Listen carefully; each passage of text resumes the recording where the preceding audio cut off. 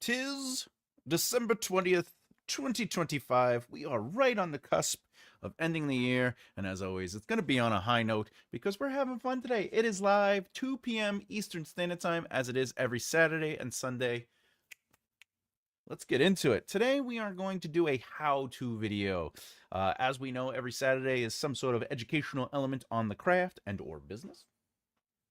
Sometimes maybe a writing sprint, I'm just saying.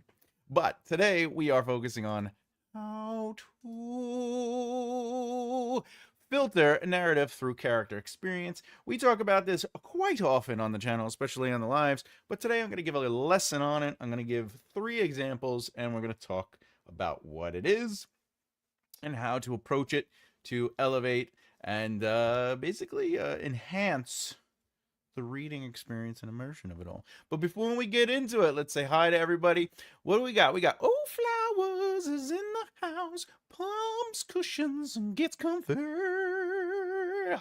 SB, as always, getting comfortable next to Flowers. Hello, big hearts. Everybody, what's this? Got me chili rice salad and close. So basically, you're inviting us over.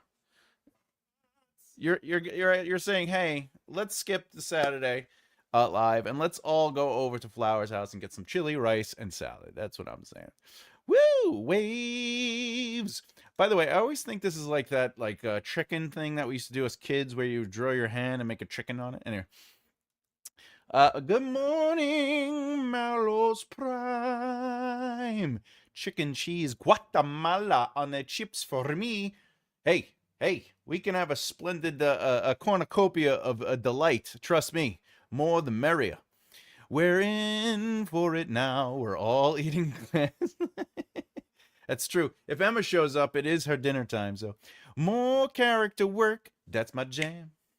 That's right. Today we will be doing some, not only just character work, but also writing prose and writing words.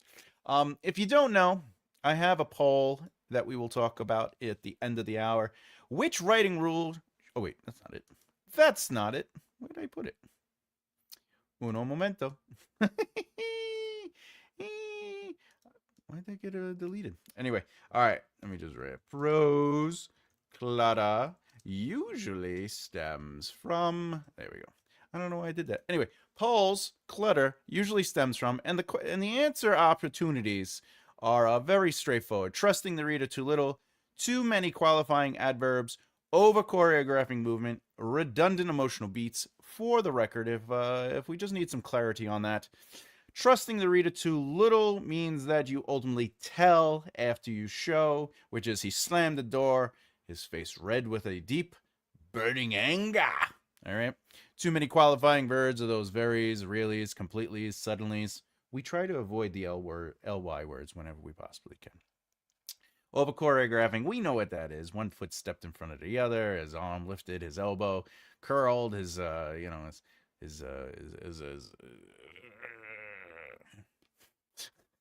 of course, redundant emotional beats would be ultimately heart pounding. She felt terrified. Panic gripped her. She wondered if she would die. Now, obviously, any one of those is the correct answer for you. So feel free to choose what you will, and we'll talk about it when we get to the end. What we got here? Oh, we got some more. Howdy, what is up, bro? Welcome to the show. Oh, Flowers. All right, let's get into it. We are going to talk about, I'm gonna read my lesson first. I wrote out a quick little lesson, and then we're gonna do real-time examples on the screen. I'll leave up the banner so everybody knows what I'm talking about. How to filter narrative through character. So this is I'm just gonna read this, and then we'll get into the real fun. All right. Characters are meant to be alive on the page. However, if they only see what you want the audience to see, are they even making choices? Are they really experiencing the moment? Or are they being used as a camera and nothing more? To truly connect the character to the lived-in experience of what's happening on the page, to truly go deep into immersive storytelling, characters need to have the ability to make choices, even when the plot you wrote is playing around them or through them. Most writers, and I am quite guilty of doing it myself in the beginning, have approached scenes thinking about what information they feel needs to be conveyed to the reader. We think that the bloody knife is important, of course, but is it important at that moment? Or, more importantly, the way it looks. Does the way it look matter? Or are we using it as a chance to use the best, most colorful words we can think of? Ultimately, look at me, I can write pretty. See, that's us writing for the reader and not through a character. This is why a writer needs to stop thinking about what they want the reader to know and start thinking about what this specific character would actually experience in this moment. It's the difference between being a director shouting out instructions from off stage versus being a camera strapped to the character's shoulder, seeing only what they see and knowing only what they know. Think about walking into a party where your ex is unexpectedly present. You're not going to notice the architectural details of the crown molding or the specific variety of flowers in the centerpiece. No! Well, unless you are a carpenter or a florist. Unless those things matter to you. But in reality, what's the emotional truth of that character's experience?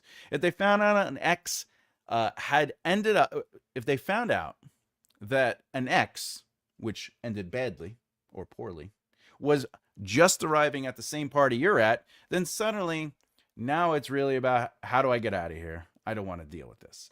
You might look for friends, etc., etc. But also, what if your ex's friends were there too? And they start laughing. Then the character might feel like they are laughing at them. That's POV, not just what's seen, but how reality molds around a character's immediate emotional and psychological state. This is why those, as you know, Bob, conversations feel so fake. It's usually because characters don't think about things they already know unless something triggers that knowledge. For example, two workers doing the job they've been doing for 5 years don't suddenly tell the other worker what it is they're doing, why they're doing it, or how they're doing it. They both know, so there's no reason to have that conversation. And that's the thing. Writing from the inside out rather than the outside in changes the way a scene feels on the page, the way it comes to life. You're not describing a scene that the character happens to be in, focusing on what you feel would be interesting for the reader to know, or what would give you a chance to write the prettiest prose. Nay, no! Readers should be experiencing scenes through the emotional truth of a character, potentially their past traumas, potentially their current joys, potentially their immediate goals, and assumptions about the world, etc., etc. A character who grew up wealthy doesn't necessarily see expensive things. They're ultimately invisible because, a car is a car. Nice house is a nice house, right? But put them in a dirty motel and they're probably going to notice how uncomfortable they are because of X, Y, and Z. It's that old juxtaposition, am I right? But meanwhile, a character who grew up poor might notice every expensive item in a mansion and calculating its value or worth. In closing, wait, I got one more page. But also, a narrator's voice itself should shift with the character's state of mind. When they're panicking, sentence fragment. Thoughts interrupt each other. Time skips and stutters. However, when they're in their element, the prose flow with confidence. Technical terms slip in naturally, and observations sharpen. When they're overwhelmed, however, details blur together. Important things might get missed entirely because that's what overwhelming someone does. And here's the thing. Readers don't learn new information when scenes are written through the POV of a character. They should be experiencing the character's world. This also solves so many POV problems such as head hopping, etc., because you're in one character's experience. However, I do believe, and this is an aside to this, but I do believe you can switch POVs within a chapter. You don't always need a hard chapter or soft chapter break. You just need strong transitions. We've talked about that.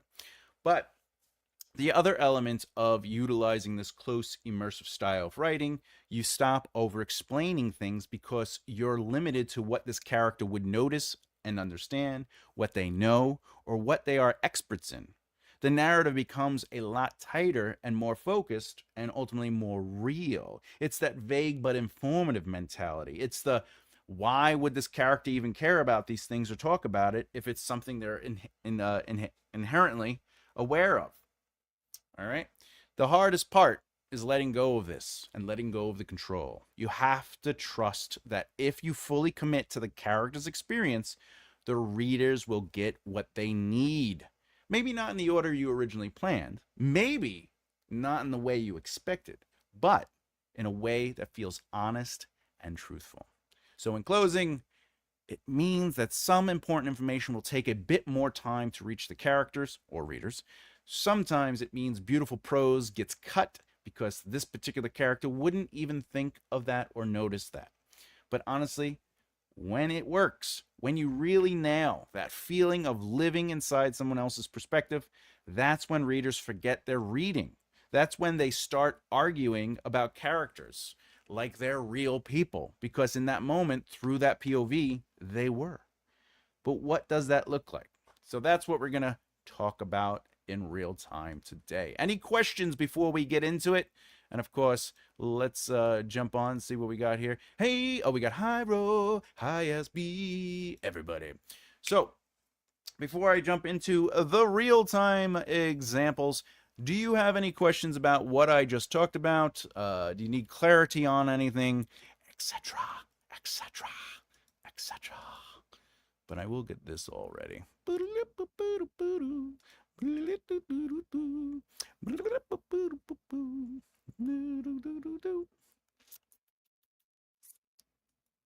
get rid of this and this.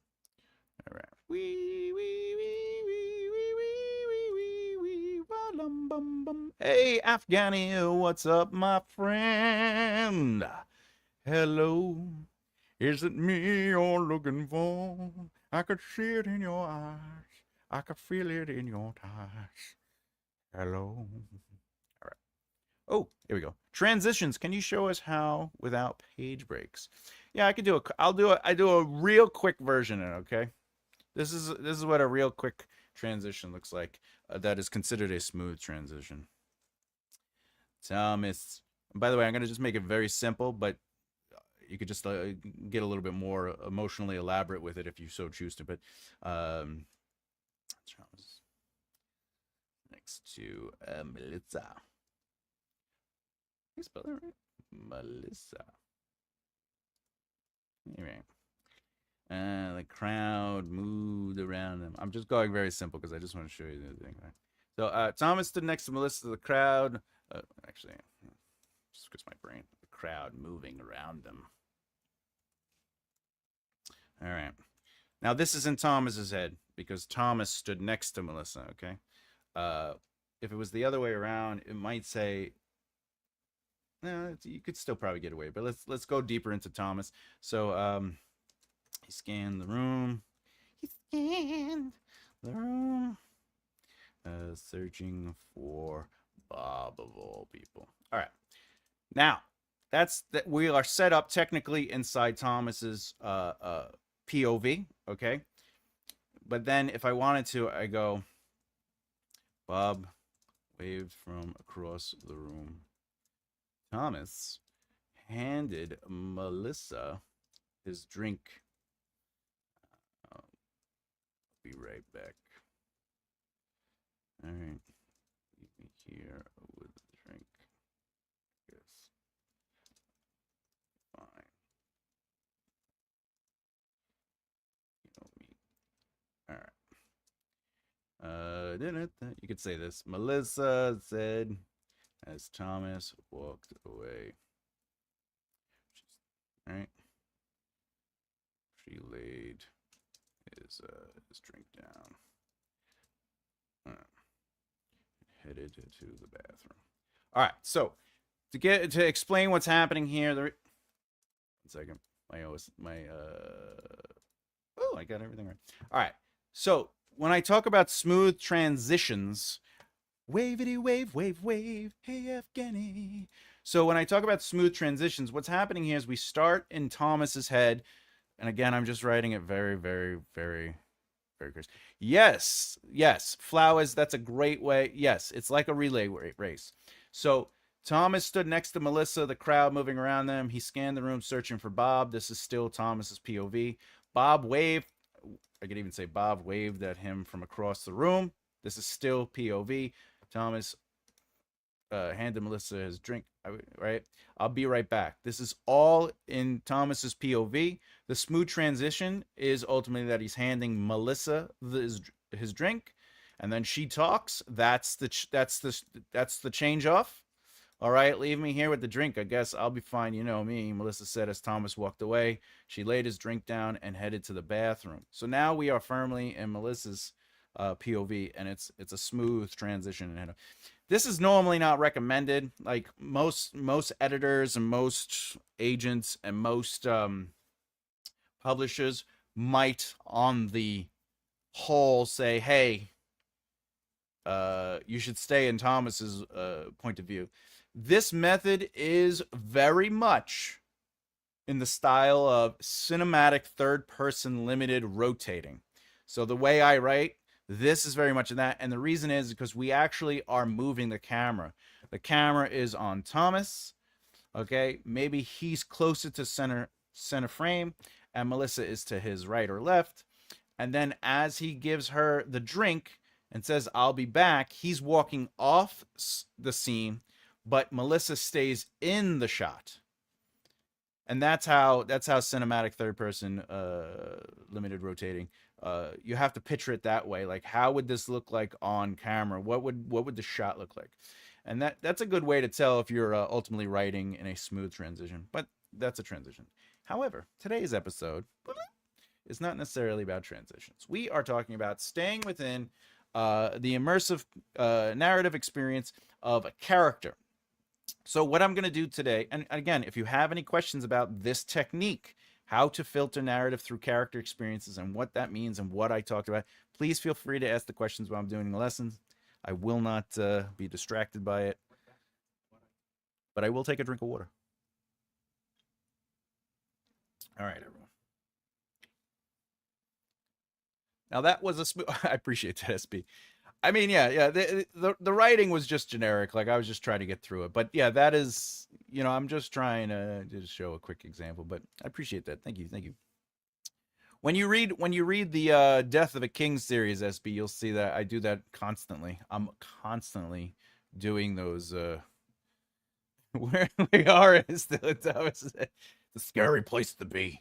But in Death of the King, like the way I write the series, it's very much I do that a lot. You are welcome, my friend. Absolutely welcome. All right. So what we're going to do is I'm going to create a scene. All right. And I'm going to create 3 different kind of characters. It's going to be the same scene, but through 3 different kind of characters. So the first thing I'd like to do is I'm going to give it to you, the audience. Let me have 3 different character types, and I'll explain what that is. Like, someone, they cop, a doctor, a child, whatever. All right. So you don't have to give me all 3, but you just give me one choice. Each person in the audience, give me one choice. It's all right if you double up, not a big deal. And I'll pick 3 of them. However, whatever I pick is not a judgment on anyone, so please understand. I most likely will just pick the first ones I see. So we're going to do that. So that's what we're doing right now. We're doing a POV character. Okay. And then we're going to do location. So just to give you an idea to think of. And then that should be good. Location's fine. All right. What we got here? We got a librarian. All right. So there you go. Boom. Librarian.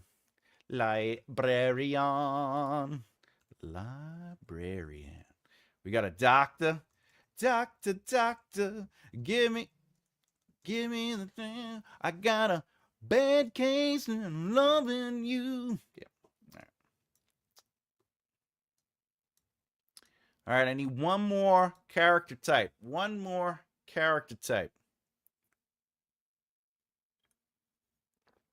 one more character type. For anyone else out there, if you want to join in, I also will need three. I need a location. I need one location. So give me some location ideas, and I'll pick one, and we will make that happen. We will make that happen. Ba ba ba ba ba ba ba ba ba. Oh my god, I love it. Assassin. All right, perfect. An assassin. An assassin, everybody. Look at that assassin. Yo, do got a nice assassin. All right. What do we got here? Ooh, we got a lot of locations. We got that is a good one, right? The Ark.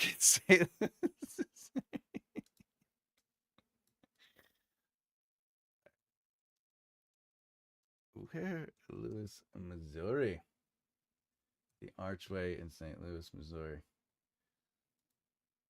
I don't know enough about that arc, but I do know the arc you're talking about. I just looked it up. I was like, oh yeah, the arc. That's a funny one though, because it's just so like casual. So casual. I like it. Grocery store. All right. So we got what do we got? We got the arc in St. Louis, Missouri. We have a grocery store. We have a laboratory. Oh, okay. We got a spaceship. Excellent. Excellent. Emergency. Ooh, emergency room. Okay. All right. These are good. These are all good. We got laboratory, we got a spaceship, and we got emergency room. All right. Let's look at this. Now, what's interesting is if we look at these scenes, right? If we chose the grocery store, right? Each of these characters would be outside of their element, which is something that we have to pay attention to, right? That's one of the narrative choices, right? A laboratory could be the doctor, though. Spaceship would be in the future. That doesn't mean they can't be a librarian, so it could be their environment. The doctor could be in their environment. The assassin might not be in their environment. The emergency room, that would obviously allow the doctor to be in an area that's not so. Let's see.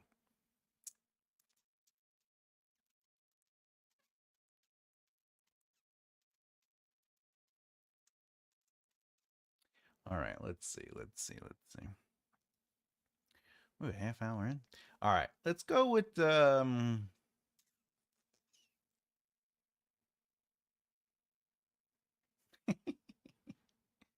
think I'm gonna go with the grocery store.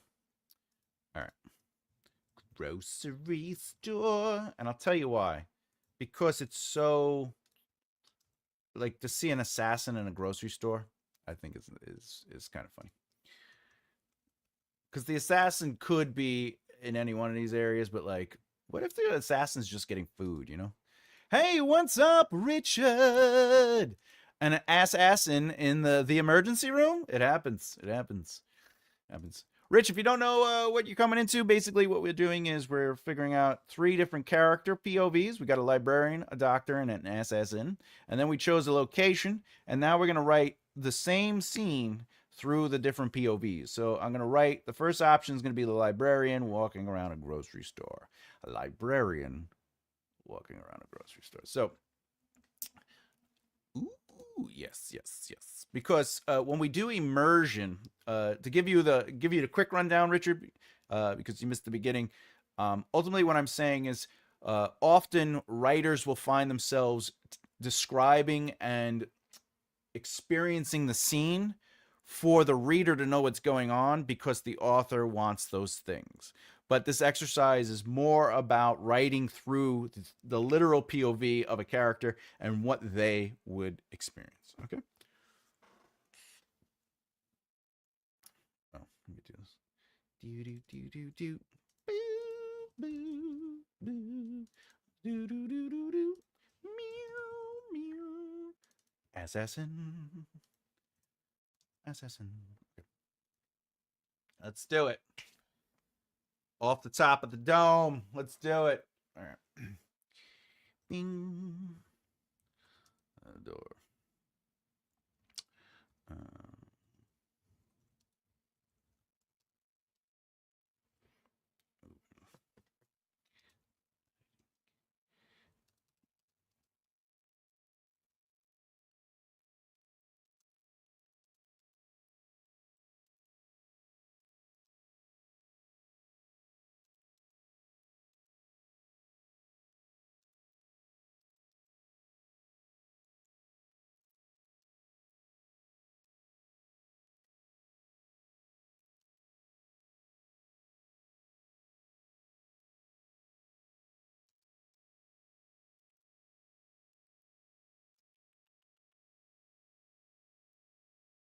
What do you call it? Oh, produce ion.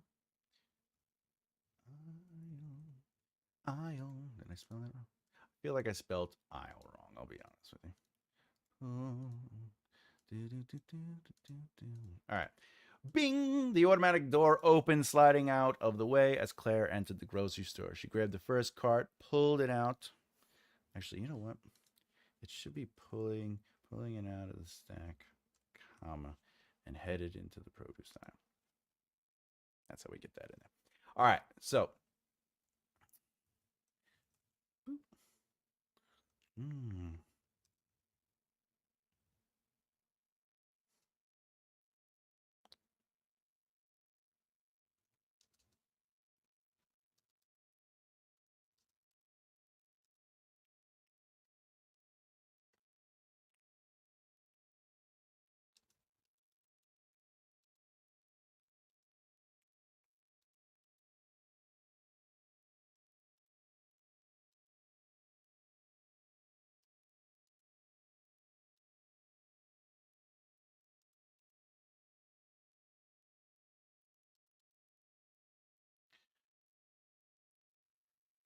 I think Claire needs to slip up on a banana peel left by the assassin.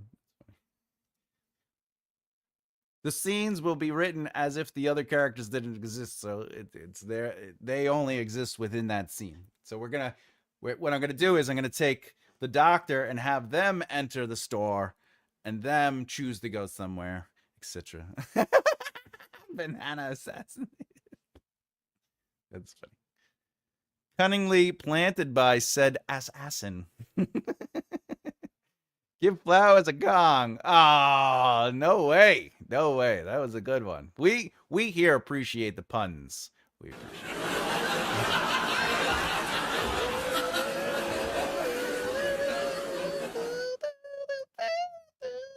All right. Let's get into it. I add sound effects to my story too. It's fun. I like, as a musician, I like the texture of sound, All right. Some fell to the rot of brown.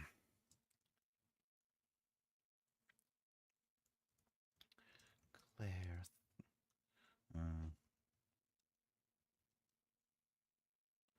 Darker greens.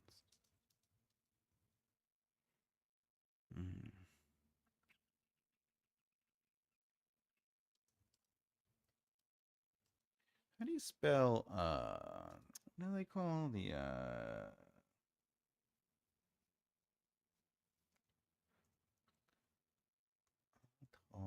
the avocados? Headed to the avocados. All right. Okay.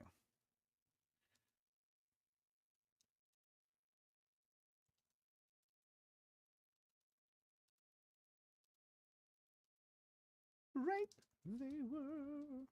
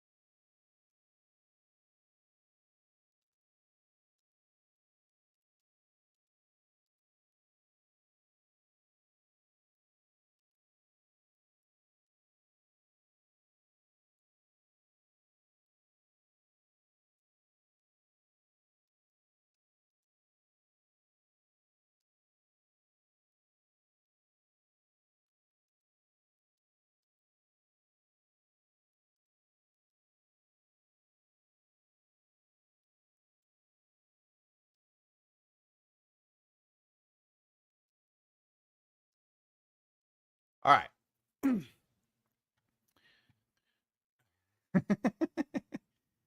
True. It's quicker to just say it than to describe it. Yeah, sometimes it is, especially if it's an effect. Like, I use it a lot for emphasis. There's this chapter uh, in a story I wrote where like a bell is very much a part of the character. And, and it just, the sound is better than being like, it radiated off the walls. So poor, what do we got here? Flick the nub. Yeah, so avocados have a little nub on the end, and if you flick them off, you could test the you could test if it's ripe or not. Did this just become a romance? We don't know. We don't know.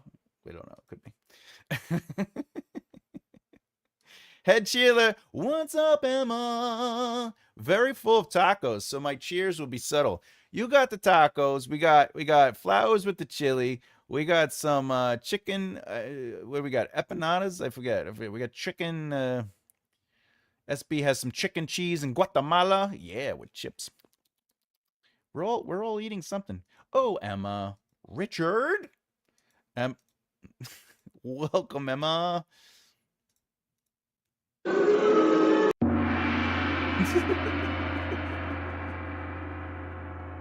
Ugh, avocados. Hi, Emma. Da da da da da. Hi, Richard. Delayed greeting. Richard. I had a perfect avocado to make a guacamole. I dislike avocados. They might not like you. No, I have only eaten one avocado in my life, and I decided I only needed one avocado in my life. What? I had an avocado bathroom in a place I lived. Guess it went rotten real quick. It's not all about you, Richard. Yay, I got a gong. Isn't it though? Hero. All right, so let's look at this scene real quick. All right, this is the librarian going into the grocery store. Bing! The automatic door opens, sliding out of the way as Claire entered the grocery store. She grabbed the first cart, pulling it out of the stack, and headed into the produce aisle. Avocado colored bathroom was a thing in the 80s over here. Woo! Were avocados even a thing in the 80s? I forget. It never got replaced. Yeah. My guac was full of caro. I hope I said that right. Caro. Oh my. All right, let's do it again. Bing! The automatic door opened, sliding out of the way as Claire entered the grocery store. She grabbed the first cart, pulling it out of the stack, and headed into the produce aisle. The bananas had a mixture of green and yellow hues. Some of the darker greens covered the older yellows. Some fell to the rot of brown. Claire tossed the dark greens into a cart and headed to the avocados. She flicked the nub off a few of them, checking how ripe they were. Lifting her head to the ceiling, measuring the work days ahead, plus the time these damn things rot. Sometimes they go bad right before getting home. 3 should do. She tossed them in a plastic bag. 4. She grabbed another. All right. Hey, what's up, awkward amen? Welcome to the show. Apparently, back in the day, you could get carpet in your bathroom. That is correct. You could indeed. Sounds unsanitary. Well, it depends. All right. So, one of my childhood bathrooms had wallpaper with topless women with afros. First of all, no notes. Second of all, you need to put that into a story. That is a fantastic and interesting detail. I just want to put that out there.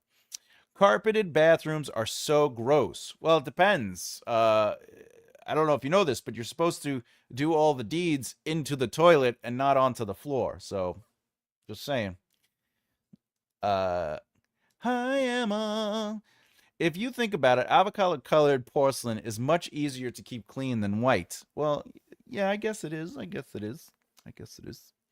Because it's avocado. Greetings, awkward. That's fantastic. Hi, flowers, especially with some of the common stains you get in bathrooms. Such as what, Richard? And hi. Bellezza, don't be disgusting. Don't be disgusting. Don't be disgusting. Don't be disgusting. What common stains? I know, what common stain? There's a way to use the bathroom that don't leave stains. I'm not mentioning. There's ladies present. Ladies are presents. I just want to put that out there. Ladies are presents. All right. They're gifts to this world. All right. Now, I almost reread to say backwards. All right, everyone. Let's get back to the lesson. I'm going to take a little sippity doo dah day. Unless you use the lawns. You got to use the lawns. All right. So, can anyone tell me why, in real time, I made the choices I did for a librarian? I would love to hear your thoughts, and then I could go a little deeper into it.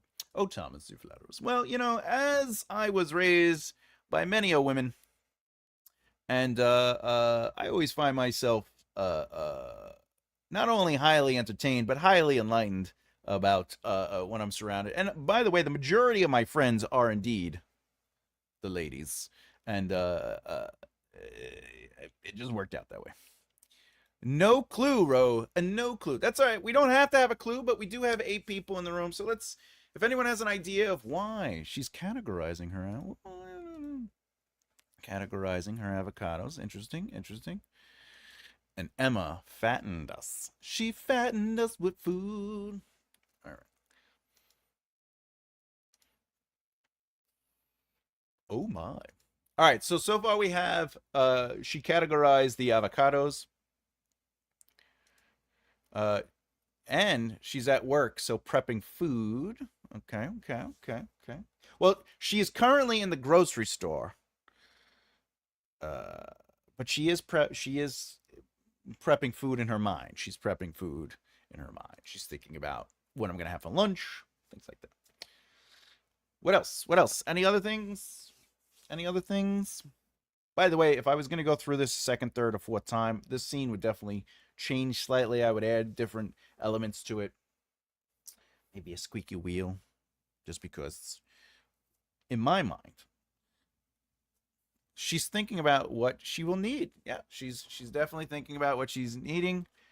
There's no she knows exactly what she needs. So this is a common occurrence. She went right to the produce, right? Because she has an organized mind. Ah, that's good. That's a good, yeah. All right, that's something. That's something. By the way, all these are really great positions you're creating too. As a writer, when you look at your scenes and you see your characters behaving, and you start analyzing them and start articulating them, what you're doing right now in the chat is exactly what you should be doing as writers when you're done. You go back and read the scene, and then you start thinking to yourself, does this behavior make sense? So yes, all these things are positions. So it's because she has an organized mind, that's a position. She likes to organize things. She's articulate. She's educated, right? She's thinking about what she will need for food. So that's a position. She likes to be prepared. She likes to be, again, organized. She likes to do that stuff, right? So that's all important. My dad used to flick the stalks off mushrooms as he didn't want to pay for them. Oh, that's right. You pay. Oh, that's a crazy great tip. Because you don't eat the mushroom stems. Well, no, some people do. Some people do. But if you're just going to eat the mushroom heads. Richard, I think your father was a genius. I'm going to give you one of these. She's touching the items, like drifting along the bookshelves at work. Oh, yeah, all right, okay. That's interesting. That's an interesting observation. I will not say that is an incorrect observation. I like how deep you went with that. That's very good. He was a...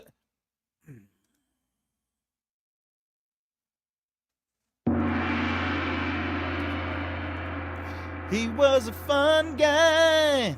You did get a clap. As long as you don't get the clap. Hey,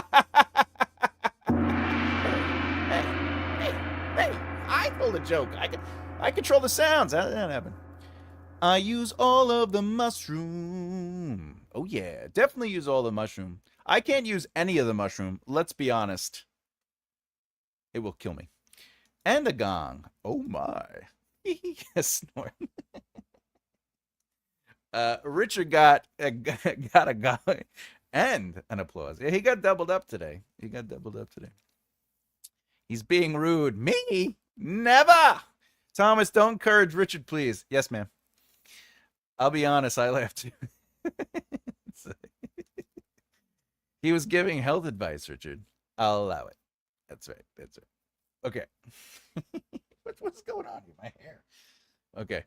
All right, so those are really great. Those are all great observations. And that's the reality of it, okay? What I did was I tried to picture not just a I first of all, I'm not thinking that Claire is a woman. I'm thinking Claire is a librarian. So being a librarian, I'm trying to make remember writing is easy, being a writer is hard because being a writer you have to ask questions. You got to choose things, make choices and have convictions in those choices, right? Which helps establish your author voice. So, my first line of thought was librarian has worked there for 10 years. So by being there for 10 years, she has a structure, she has a system, right? She has a pattern. Her mornings are organized. She doesn't worry about what she's going to eat because she plans ahead, right? She tries to make her day as easy as possible, so she's just go in and work and do her thing. It has nothing to do with the fact that Claire is a woman. It's more that Claire is a librarian, and I made the choice to make it for 10 years. If you were writing the scene, you can make a choice that she just started, that she's only been working for 3 years, that she's actually about to retire in 6 months. The point is you got to make choices, and that was one of the choices I made. Is she's been working there for about 10 years, and she basically she prepares herself for a couple days each week. So this is a routine for her, and that's how I came up with her positions and choices. Is this is all routine for her because of her job and her experience at that job and the lifestyle.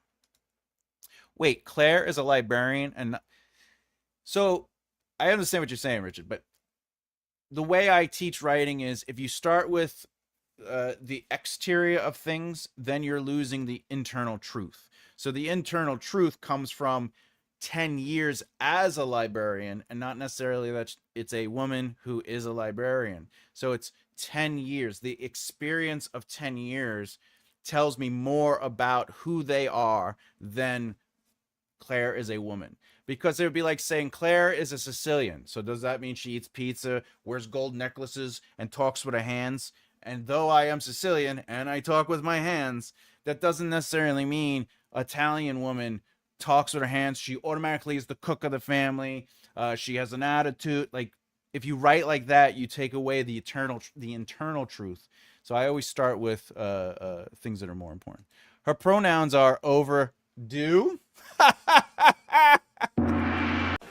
Oh, how'd that slip in there? All right. Hey, how's it going, Maggie? Oh, look, there's nothing wrong with ly words. As much as there's nothing wrong with using was, as much as there's nothing wrong with telling. The whole what I usually suggest to people it goes. And by the way, hello, Maggie. What I like to suggest to people is use things purposefully and use things sparingly. So there's also like said, right? You could use said, but if you use said after every dialogue, it's too much. If you didn't use said enough to declare clarity, not enough. If you want to switch it up where it's she or he said, or he muttered, she yelled, she whispered, right? If you switch it up like that, but it's after every dialogue, that's too many dialogue tags. But that doesn't mean you can't use dialogue tags. So it comes down to purposeful. Purposeful. This is some good advice. Thank you, Richard. I appreciate the kindness. I appreciate the kindness. For that, you will get an applause for love. We love here. Compassion.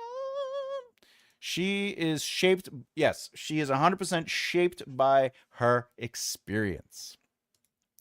No, Claire went crazy and tried to kill, I guess it's Kat, right? Kate? Oh, Kate.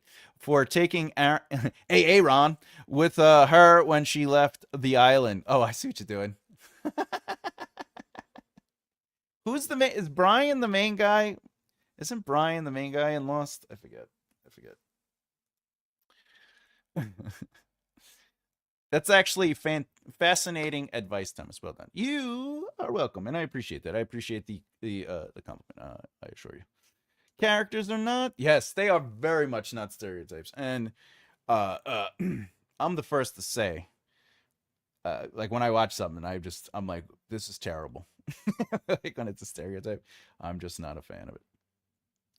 Hi, Maggie. She she'll enunciate. Um, PWA allows 2% ing. I'm using my 2%. Oh, power. Yeah. 2% INGs. You can use the ings, but I think she was sliding or she was walking. That's the ing you want to try to avoid. However, again, it's all about purposeful. It's about how you use it. Um, but it's because it's passive. She was walking as passive, but uh, she I would whatever. The sidewalk clicked under her feet as she was the sidewalk clicked under her feet, walking quickly or walking to stay walking already late, whatever it is. Like you can add the ing. It's okay. I like the word. Listen, it happens. Plus, it's an ly word, so why not use it? Excellente. Jack. That's right, Jack. Jack from Lost. That's giving me the ing instead of the ick.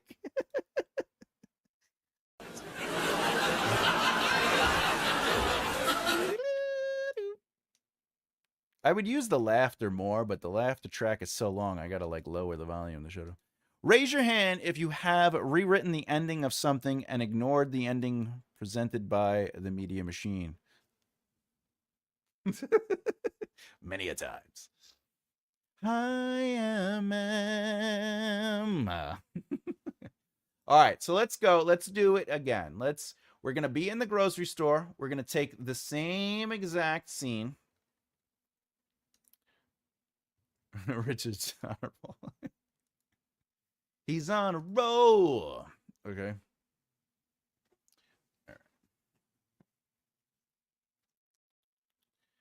All right, so I'm going to try to do the same beats per se. All right, because I'm going to try to keep it as tight to the purpose as I can.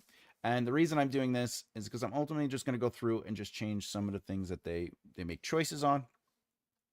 And the reason is because I want to show you the exact same beats, but through a different character, okay? In my head, or conversation with someone, yes, Maggie. The kind of taps of her heels. Ooh, that's a good line. The staccato taps of her heels drummed her retreat and rage. Ooh. Heels drummed her retreat and rage. Fantastic. That's a sexy line. Sexy line. Sexy. All right, let's do it. The doctor. Doctor, give me. All right, checking her phone. All right.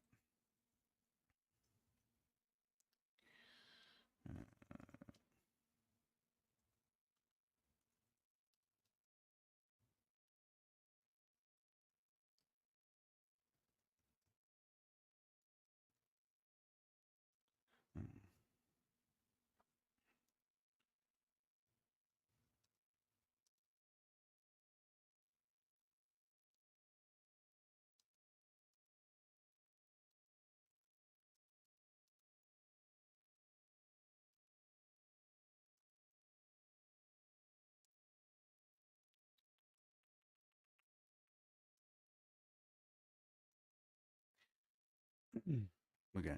I keep thinking of different songs. All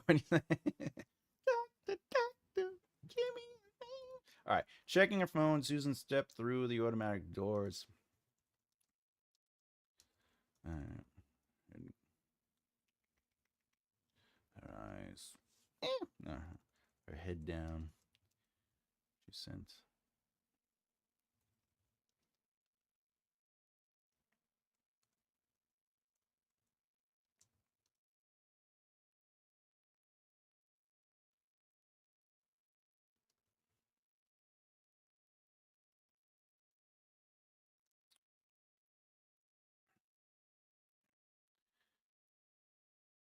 Doctor, doctor, give me the news. I got a bad case of adverb blues. Those descriptors are in my blood. Okay, that's funny.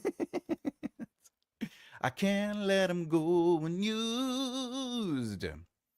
Well, one of the things I'm showing here is sometimes when it comes to descriptors, you got to remember, are the descriptors for the author going, hey, look, I have these descriptors and I'm really good at describing things, or is it the character is purposefully acknowledging these things? Oh, the Thompson twins. Doctor, doctor. All right. Your foot is okay. You can put your shirt back on. All right. That's from Cannonball Run, the second one, I think. The bananas had a oh, yeah, that was the old one. Okay, so checking her phone, Susan stepped through the automatic doors. Her head down, she sent hand down. She sent 2 quick texts using one hand. All right, I think that I should do this. She sent a quick text using only one hand. Started another as she lifted a hand. All right, so before I get into it, what are you noticing that's completely different from the opener of the librarian versus the opener of the doctor? I'll let you think about that while I move on a little bit. All right.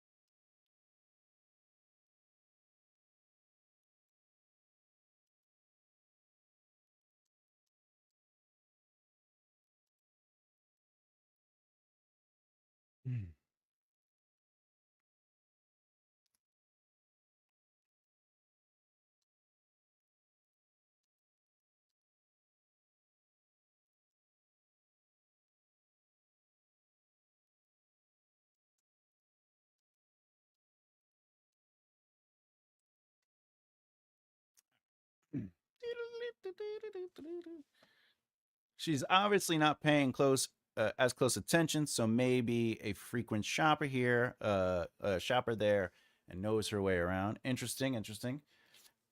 Keep that thought in mind because I was just about to make it where she has to figure out what's going on. Her phone dinged three times in a row. Sorry.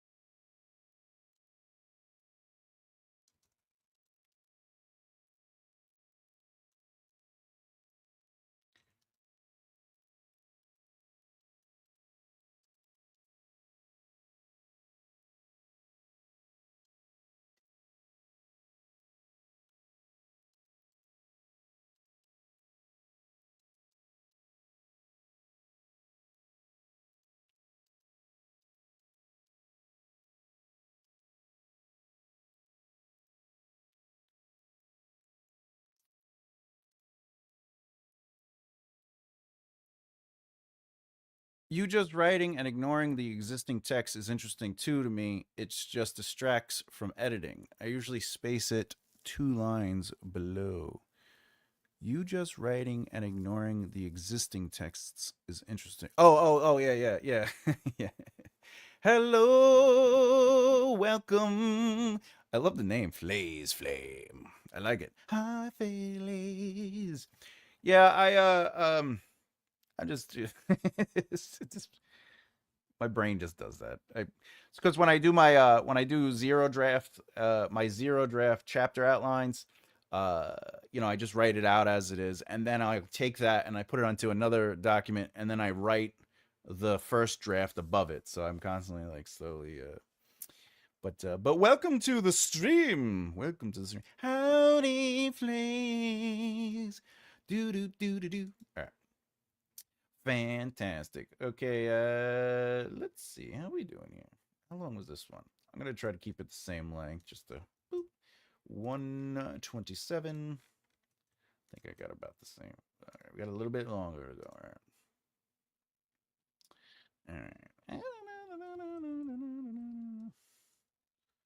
Susan toast. Hand of bananas. Bananas. Bananas. Let's do yellow bananas into the basket.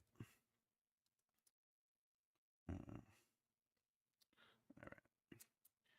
She broke one off.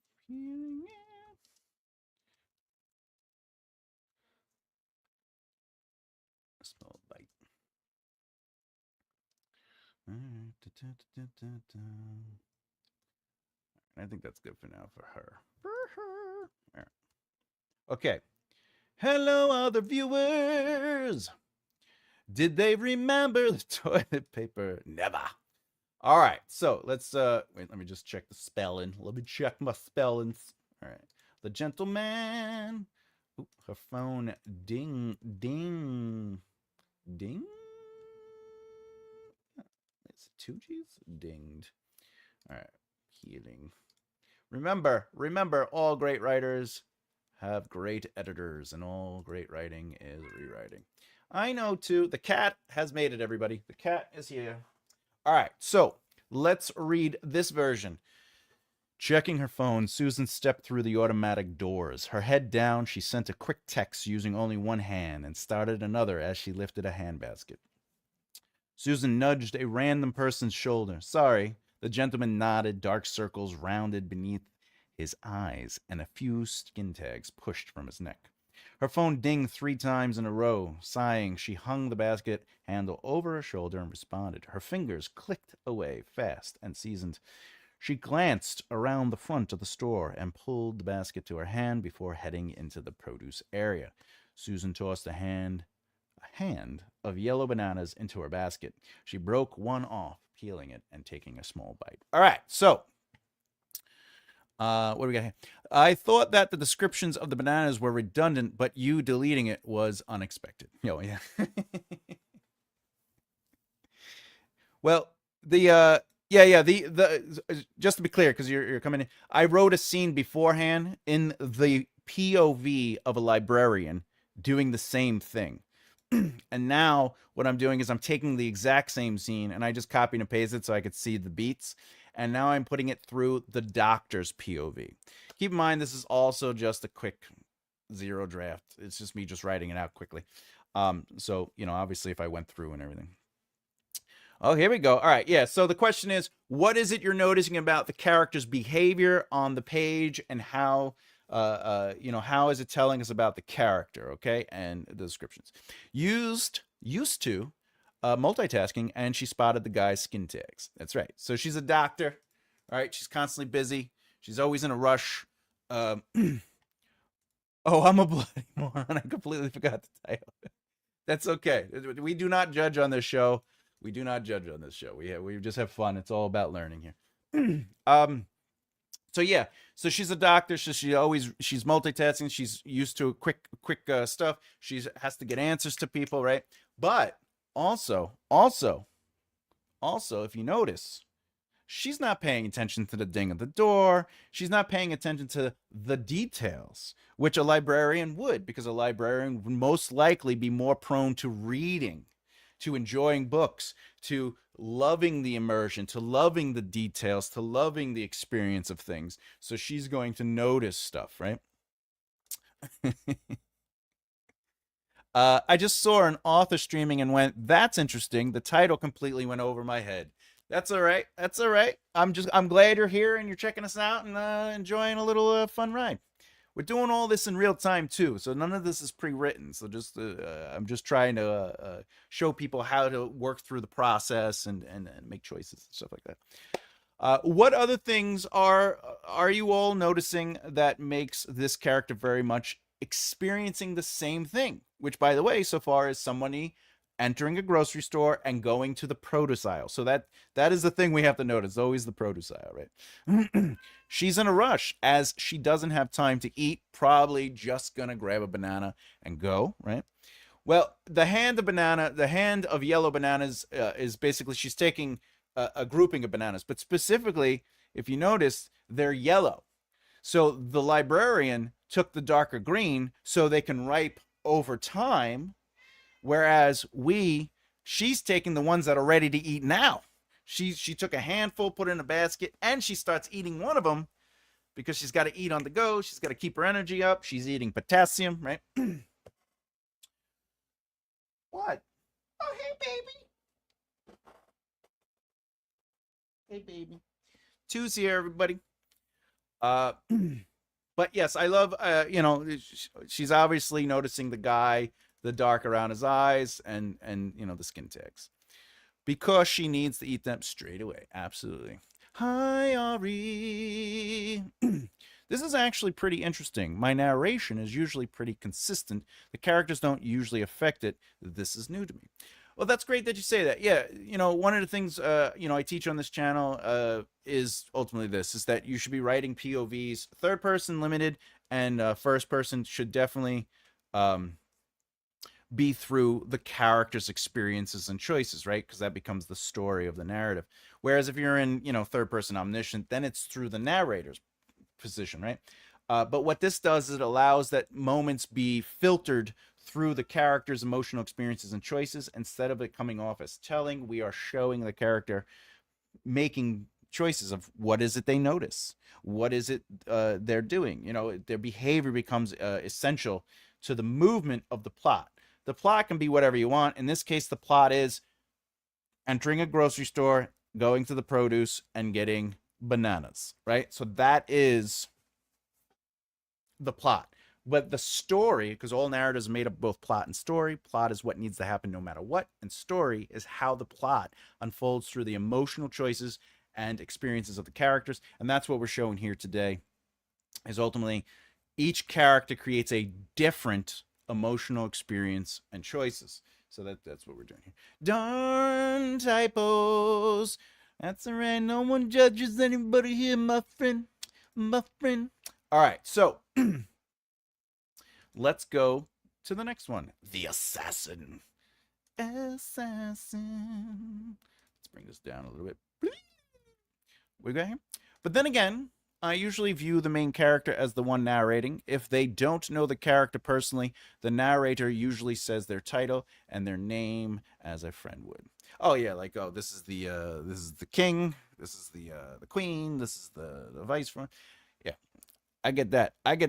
And that's important because if the main protagonist is definitely acknowledging characters they know, they might, out of just respect, be like, oh yeah, I got to go talk to the king today. Not that everybody writes fantasy, but hey, what's up, JK? Welcome to the show. All right, so let's do it. We are experiencing the assassin. Assassin. All right. All right. All right. Do. Assassin Gary Newman. Assassin. He gets around and has probably been to the grocery store. Hi, JK. Hello, other viewer. You didn't know I have a singing tick. So it's okay. You could come hang out. All right.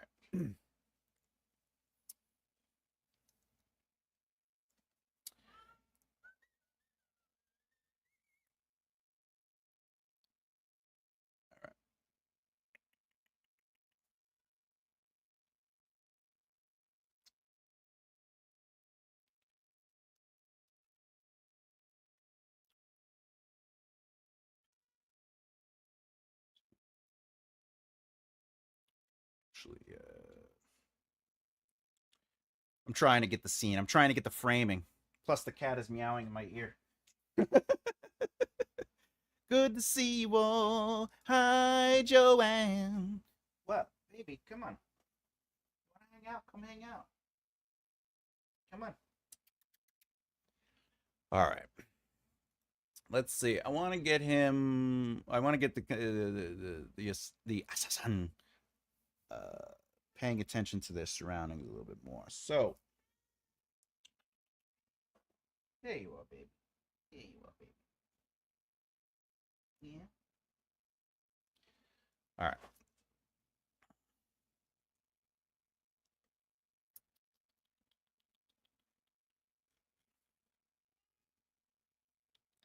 Uh,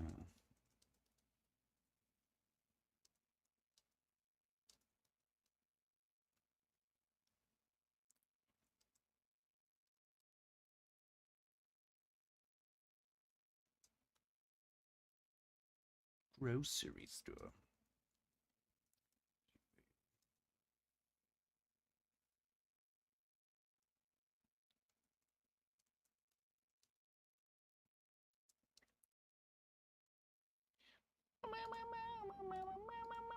Is it gate like gate? Is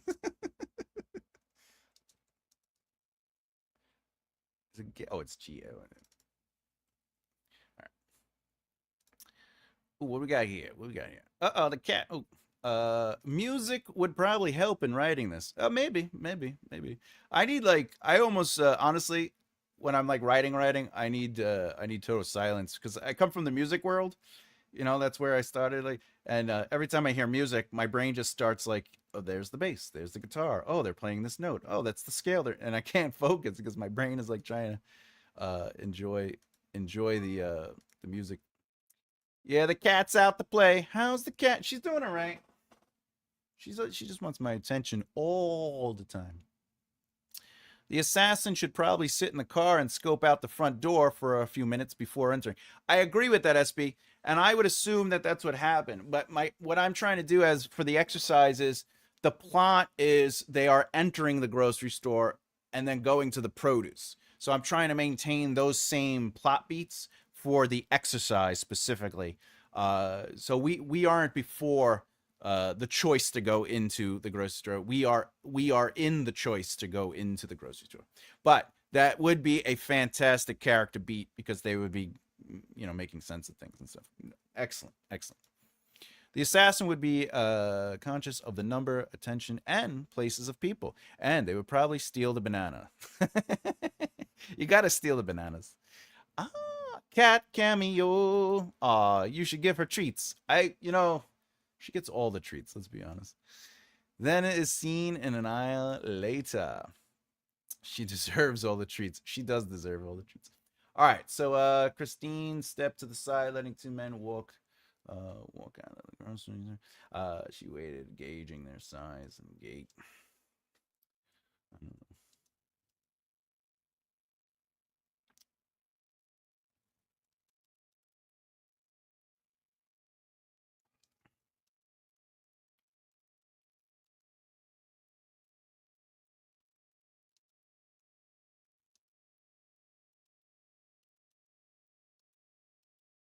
Pastor? Pastor? I think it's Pastor. Pastor.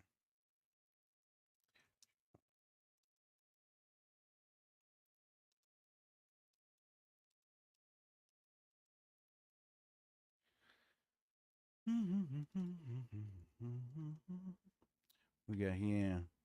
Ooh, sneaking an emergency banana for post-shot energy boost. Sneaky. Good question would have a few items in the basket. Oh, a good assassin would have a few items in the basket, and a bad assassin would have no cart, basket, or items. Oh yeah. Well, we don't know. We don't know why Christine the assassin is here. Will she skip the basket or the cart as she needs her hands free for interesting. All right, all right. All right. Yep. Might ignore the bananas and grab a Mars bar. One of the characters thwarted an attempted assassin because she sees two guys go into a coffee shop and then they leave without coffee or their backpack. It was a bomb. Oh, yeah, those are scary. That's scary. All right, keeping a close eye on our flank. All right.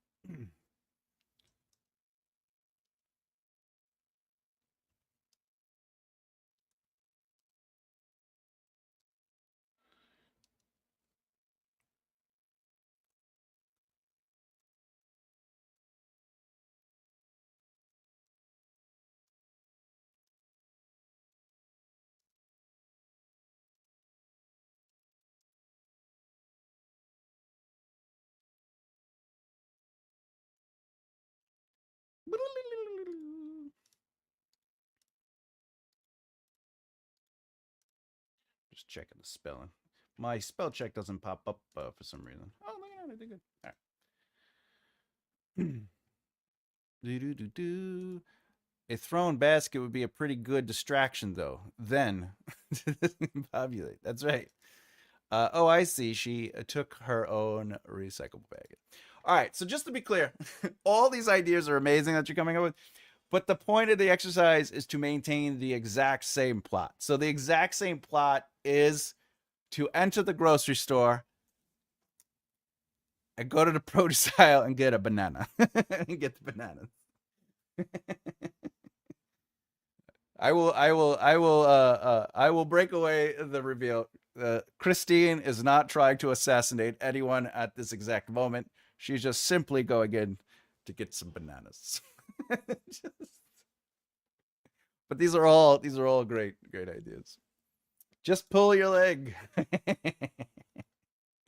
An assassin would have to keep a close eye on people's assassins.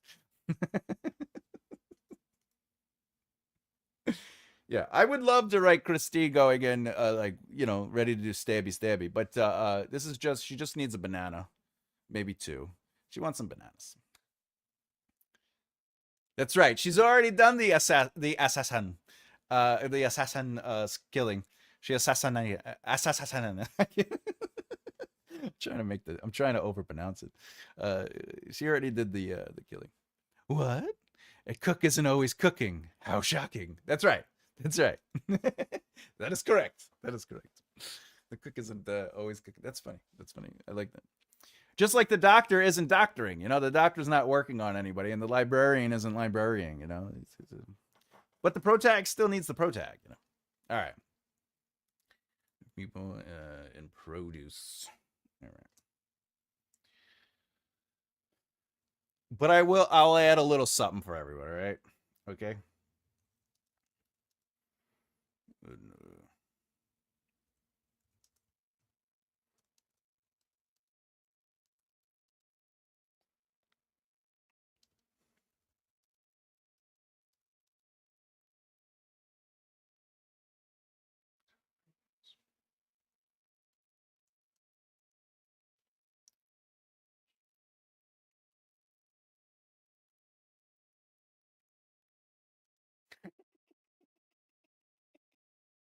Well, obviously, you gotta discombobulate the bananas. Discombobulate. Boom, boom, boom, boom, boom. The bananas won't see it coming. They won't know what's happening. They'll never know. They'll never know. All right. All right. Okay. The bananas stared back at her. Distance.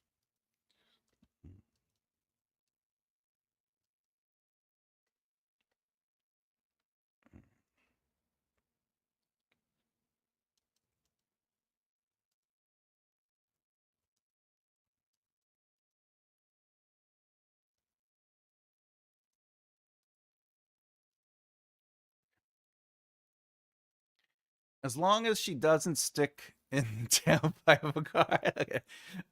Boom, boom, boom, boom, boom, boom, boom, boom, boom, boom, boom. Is that how it goes? Isn't it right?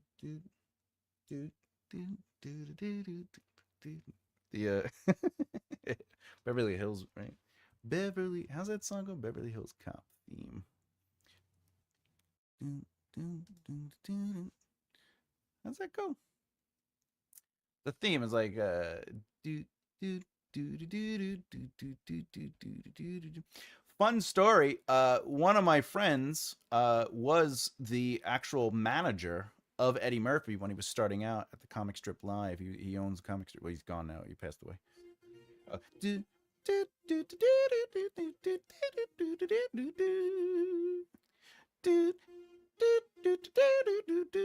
do, do, do. That's it. All right.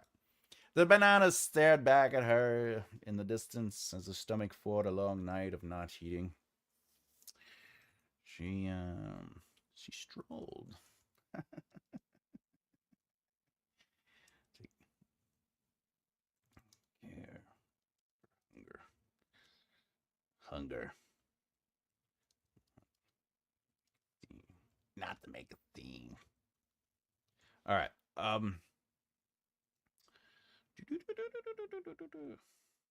Those bananas seemed discombobulated. Anyway, okay.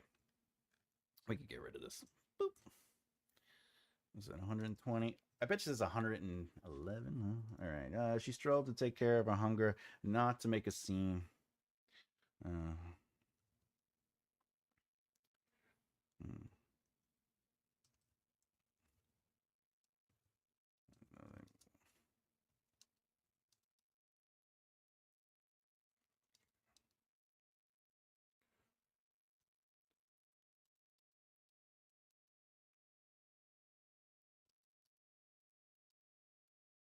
Okay. All right. Here we go. What does a Mars bar consist of? I don't recall. Probably rocks from Mars. No, the Mars bar isn't that caramel, uh peanuts and chocolate. All right, here goes. That's funny. Is it weird that I don't like bananas, but I do like banana nut bread? That is not weird at all. They are different textures and different, different experiences. Just saying, just saying, just saying. Like I like bananas. Like I won't eat a banana per se, but I will eat. But I do like bananas, like in a shake or something like that. It's all. Fun fact, Mars bars and most Nestle chocolate bars can no longer be called chocolate bars because they contain so little coca, cocoa, cocoa, and cocoa butter. That is true. That is actually very true. But it's very expensive to get the actual pure cocoa. Caramel. All right, here we go. I'm going to read. Christine stepped to the side, letting two men walk out of the grocery store. She waited, gauging their size and gait. Another woman headed up the sidewalk. Christine paused and allowed her to walk past her. She followed her in, keeping a close eye on her flank. The store had a busy afternoon vibe, medium-length lines, and a scurry of people and produce. Her hood hung low over the brow of her eyes, giving shadow to their green. Okay, the bananas stared back at her in the distance as her stomach fought a long night of not eating. She strolled to take care of her hunger and not to make a scene. Christine wanted nothing more than to cure her appetite and get back to the roof. All right, so with that said, what are we noticing about this scene that is giving way to the character's behavior and their specific choices and experiences that is different from the other characters? Let's hear it. Let's hear it from the boys. All right. And the girls. Jesus, my voice went bad. My voice was like, the hell with it today. The hell with it today. Yeah, she is trying to be conspicuous. Yes, yes, yes, yes. Yes. Very good, very good. What else? What else? What else? What else? What else? Anything else?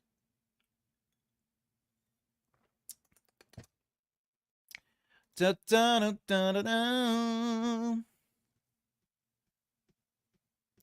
Everybody hurts. All right, so I'll go into it. All right. One of the first things, aware of, yes, excellent Afghani, aware of her surroundings. She is purposefully noticing the length of the lines. Why? Because she has to purchase something, and the length of the lines will dictate how long she'll have to wait to get back to the rooftop and or out of there and or be in a new environment that could potentially be dangerous, even though it is a grocery store. So she is noticing the little details. She's noticing the vibe of the grocery store. She's also not allowing people to walk around her or in front of her, right? How to make an exit, right? She wants to know how long it's going to take her to get out of here after she gets the banana. All right. She doesn't get a basket. She doesn't get a wagon, and the reason is, a lot of you made note of it. Is well, she wants to have her hands free. You know, she wants to be able to defend herself if needed. Important, important. She's paying attention to her flank, so she's always in a like, you can't trust anybody mode, right? She was nervous and may need to do something on.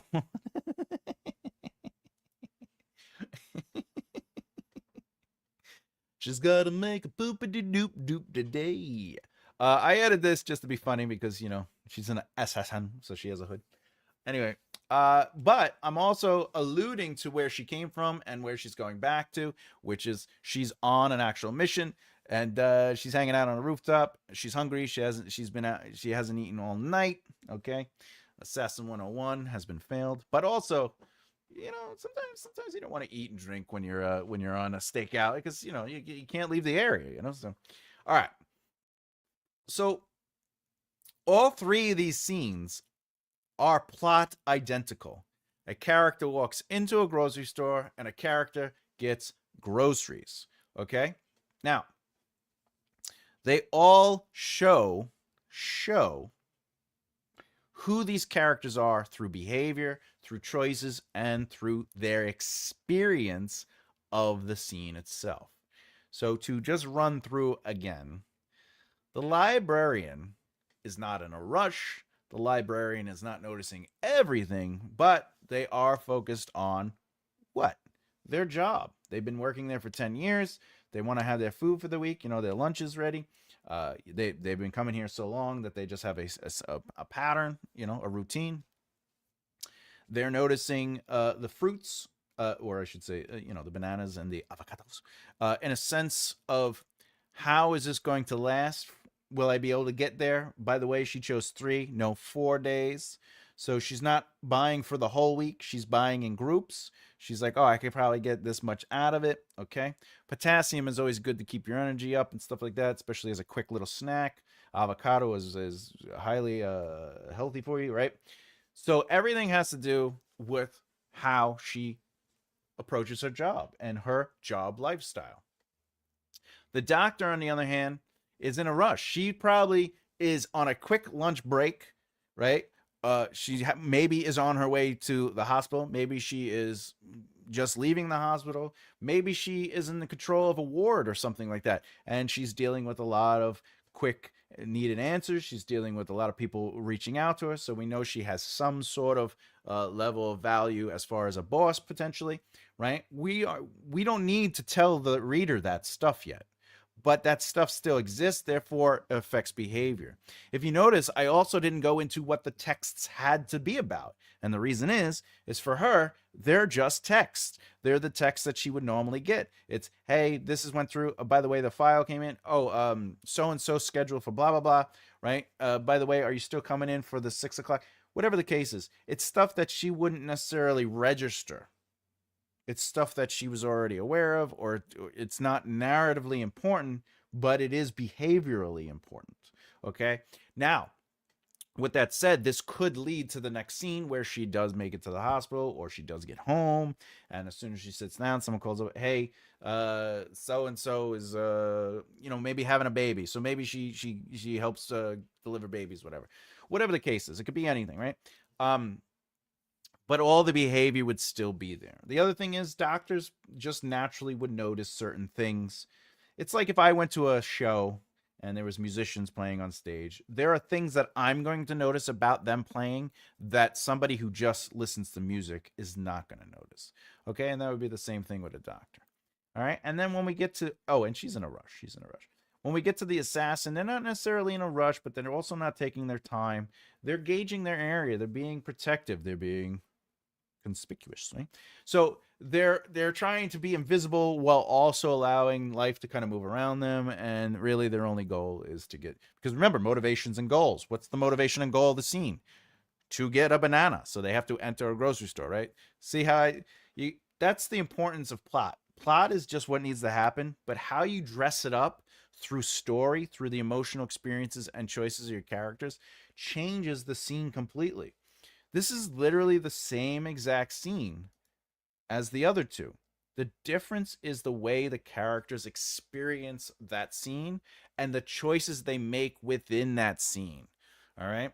The doctor is not going to make a choice to count the line. What they might do is say, the line is really long. I got to get out of here. And maybe they make the choice, you know what? I don't need this. I'll just get Starbucks or something, right? That might happen. But they're not going to calculate the line length because they are trying to measure how long it's going to get me to get out of here for, because I got to get back to the rooftop, right? So that's something that's important.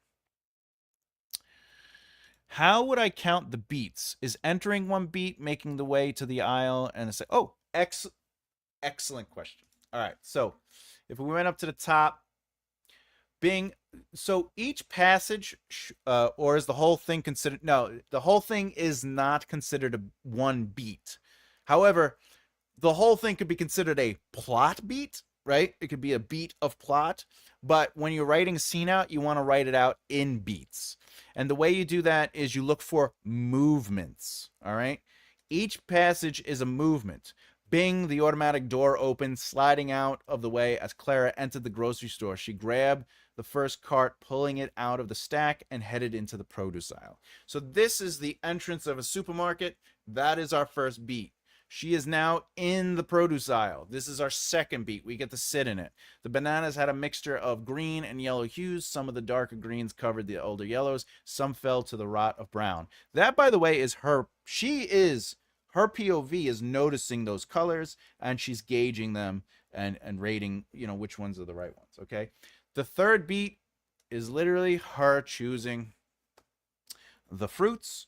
And then dialogue is it activates within the same beats, but it can also be its own beat.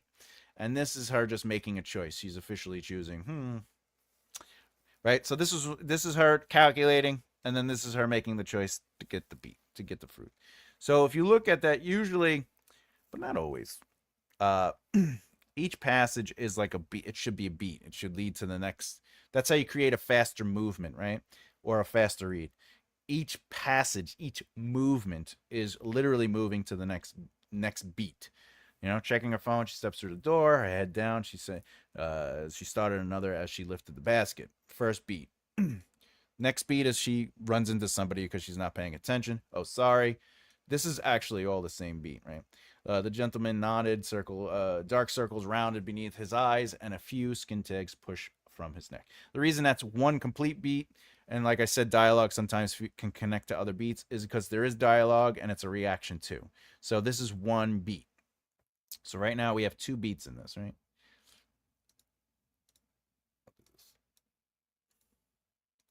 All right. This is another beat. Her phone dinged. Now, if you notice, I do this a lot in the writing examples.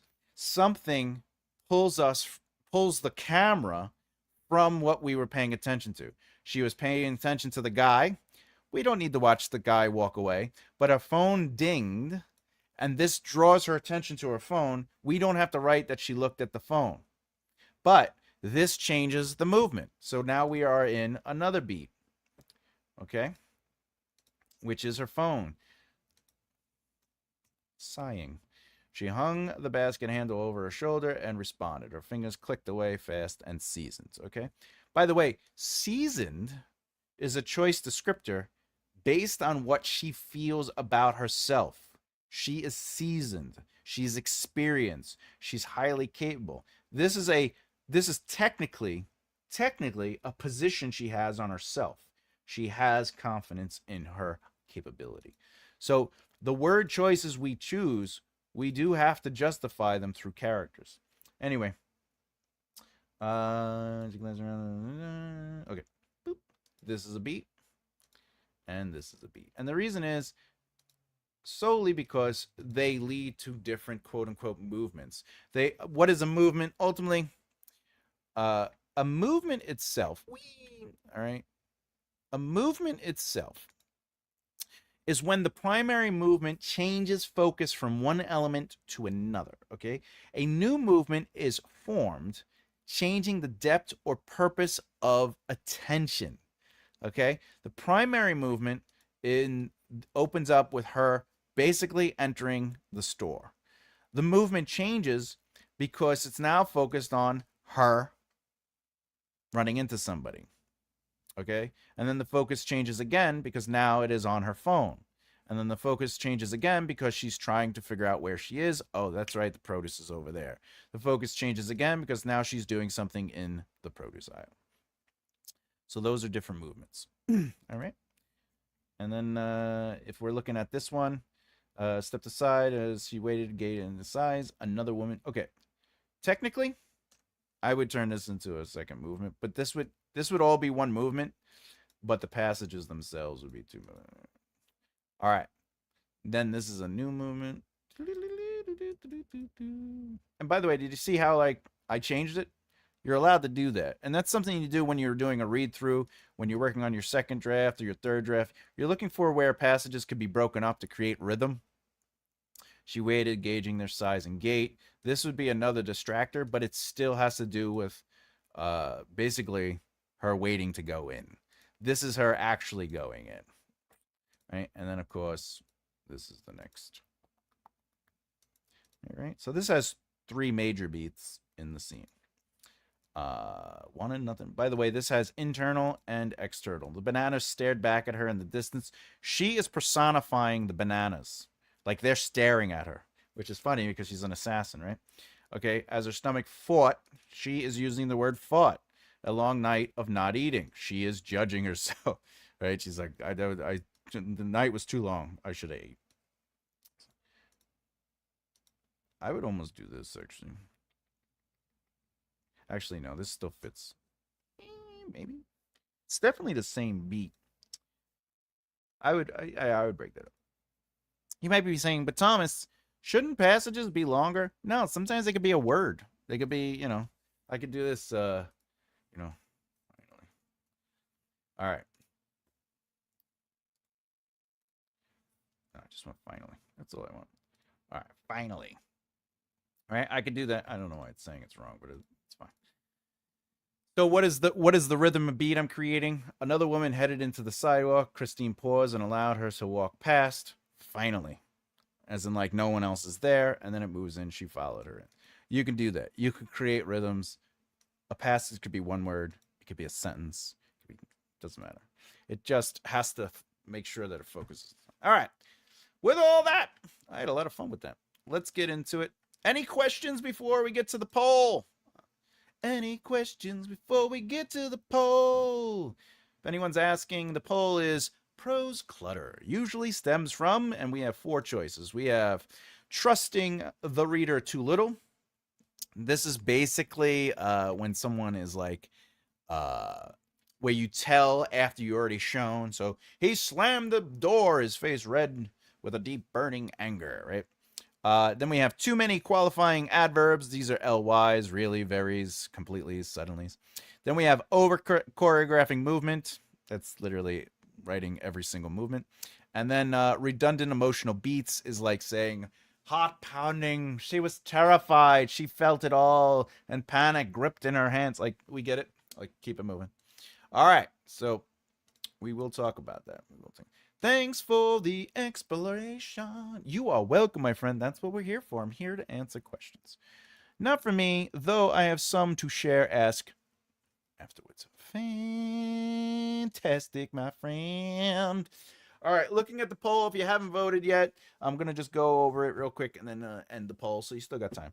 Right now, we have 36% on trusting the reader too little, This is an important distinction that I feel deserves to be 36%, because when you're writing, sometimes it comes down to like, I want the audience, the reader, to know as much as possible because I want them to feel what I feel for these characters. So the more they know, the more they'll feel, because I know every. But the thing you have to remember is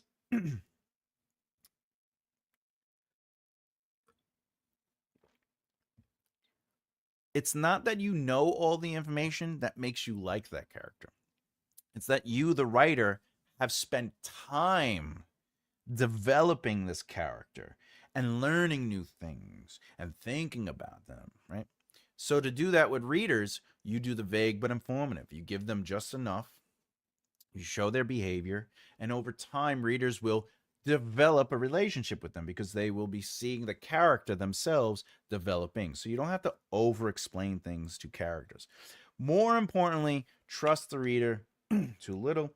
You you want to also keep things moving. So you don't always have to reiterate stuff, but you can show moments through other perspectives or through other experiences. So if somebody slams the door and leaves the room, the other character can make a judgment call. The other character could have a position on it. The other character be like, "Why are they so angry? I don't know. Why are they angry?"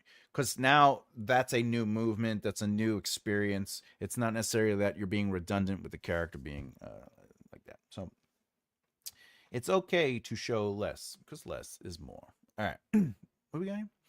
Oh, I love listening to others' writing process. Oh, I appreciate it. Yeah, I think it's important to learn from a plethora of people. Plethora. Do you know what a plethora is?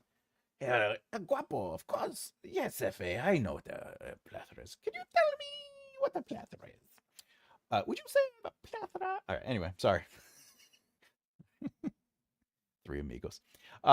Yes, I think it's very important to learn. Like I say it quite often on this channel. This is just one of a million different ways to approach writing. I'm just trying to articulate it through my lens of how I learned it and what got me to where I am today. I see the scene in my head like a movie, excellent set, but I know there are people out there who cannot visualize everything more than a fog around a moving mannequin. Oh, very excellent description of the scenario. Um, I'll say this much. Whether they can or can't, your job as a writer is to create what it is you want, to use your author voice to describe the world through the characters, like we did today, right? But at the same time, your audience will find you. If you haven't heard me say this before, I use the comedian thing. There are comedians that I knew when I was in the comedy industry where comedians wanted the whole room to be laughing. And I was like, right now, your job is to hone not only your craft, but your voice and your routine, and your audience will find you. If you're constantly trying to find, if you're constantly trying to get an audience to laugh, like the whole audience, you'll never make everyone laugh because you'll always be changing and adjusting things. Oh, I didn't get them to laugh. Maybe if I change. All right. But your goal is to hone your voice as a writer, and then your audience will find you. Find you. Of course, the reader needs to discover them like we did. Yes, when it comes to the characters, for the relationship to develop, it's less about telling them their backstory and more about showing their truth, their behavior because of their backstory. However, you can still tell their backstory. I would just do vague but informative. I'm learning to drip feed rather. Ooh, I love it. I love it. I'm gonna give you fantastic. I also tend to describe scents, smells, and textures in my writing because I notice everything. Again, there is nothing wrong with that. In fact, I implore you to bring life to the scenes. But if you can do it through the characters, you are earning your word count and the space on the page, as well as allowing the characters to develop a relationship with your audience. And it's less about what am I writing and more about what are they experiencing. So that's something to keep in mind. But there is nothing wrong with that. In fact, I implore you that it is important to get those descriptions because, again, I've talked about this before, but visuals is what we see the world, right? That's how we see the world mostly. So in writing, we're gonna mostly touch on visuals, but it's okay to start moving into sense. It's okay to use smell. It's okay to use sound. It's okay to do. I mean, I think my first example, I use it, right? Sound, yeah, my first example, look, Bing, sound. The door opened, sliding, and everything. But then the rest of it is basically, this is all sight. Well, this is thought. But point is sound. I see the scene in my mind as well.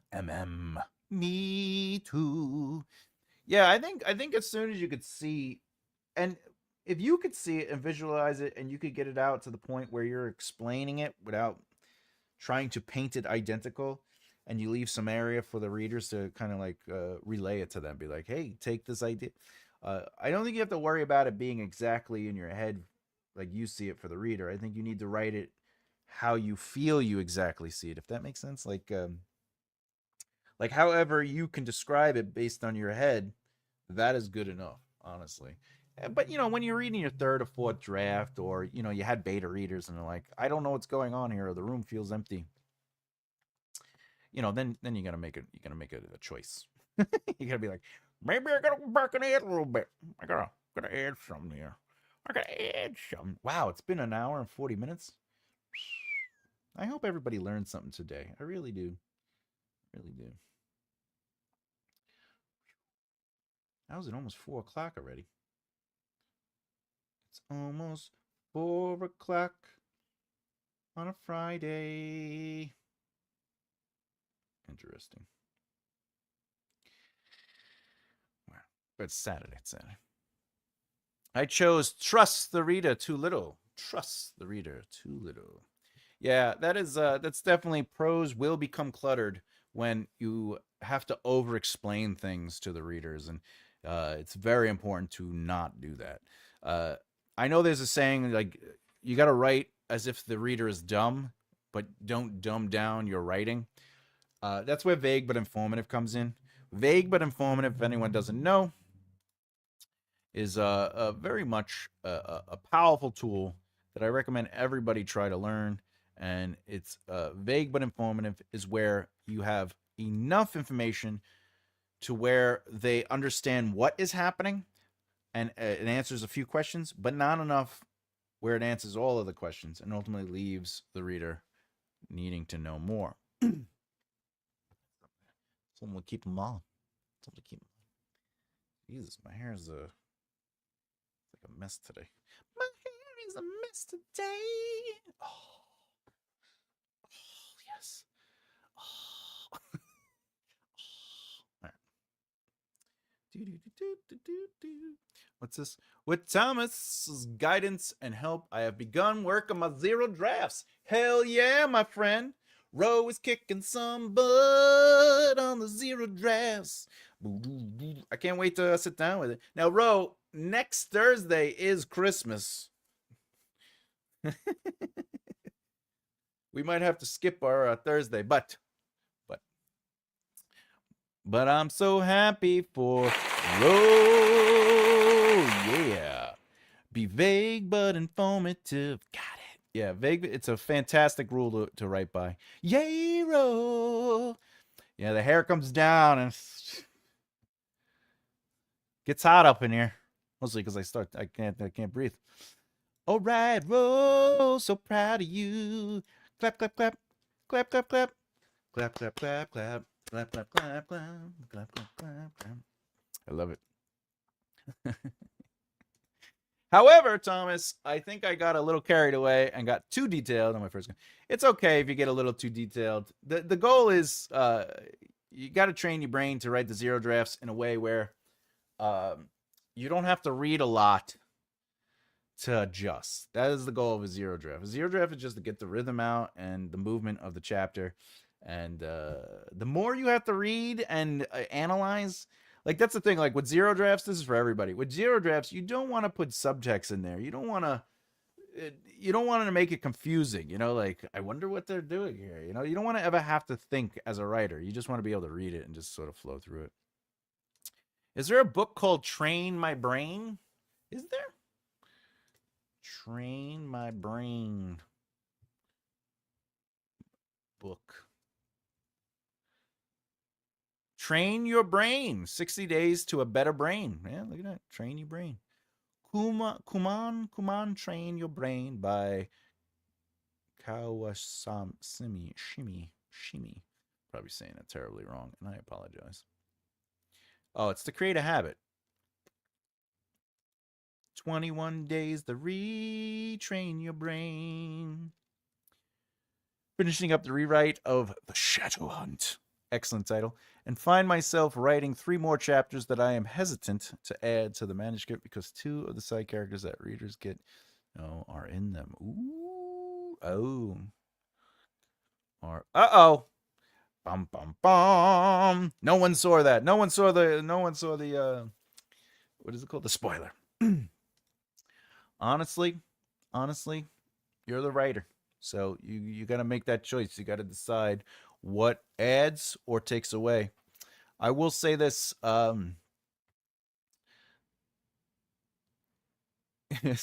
spoiler alert.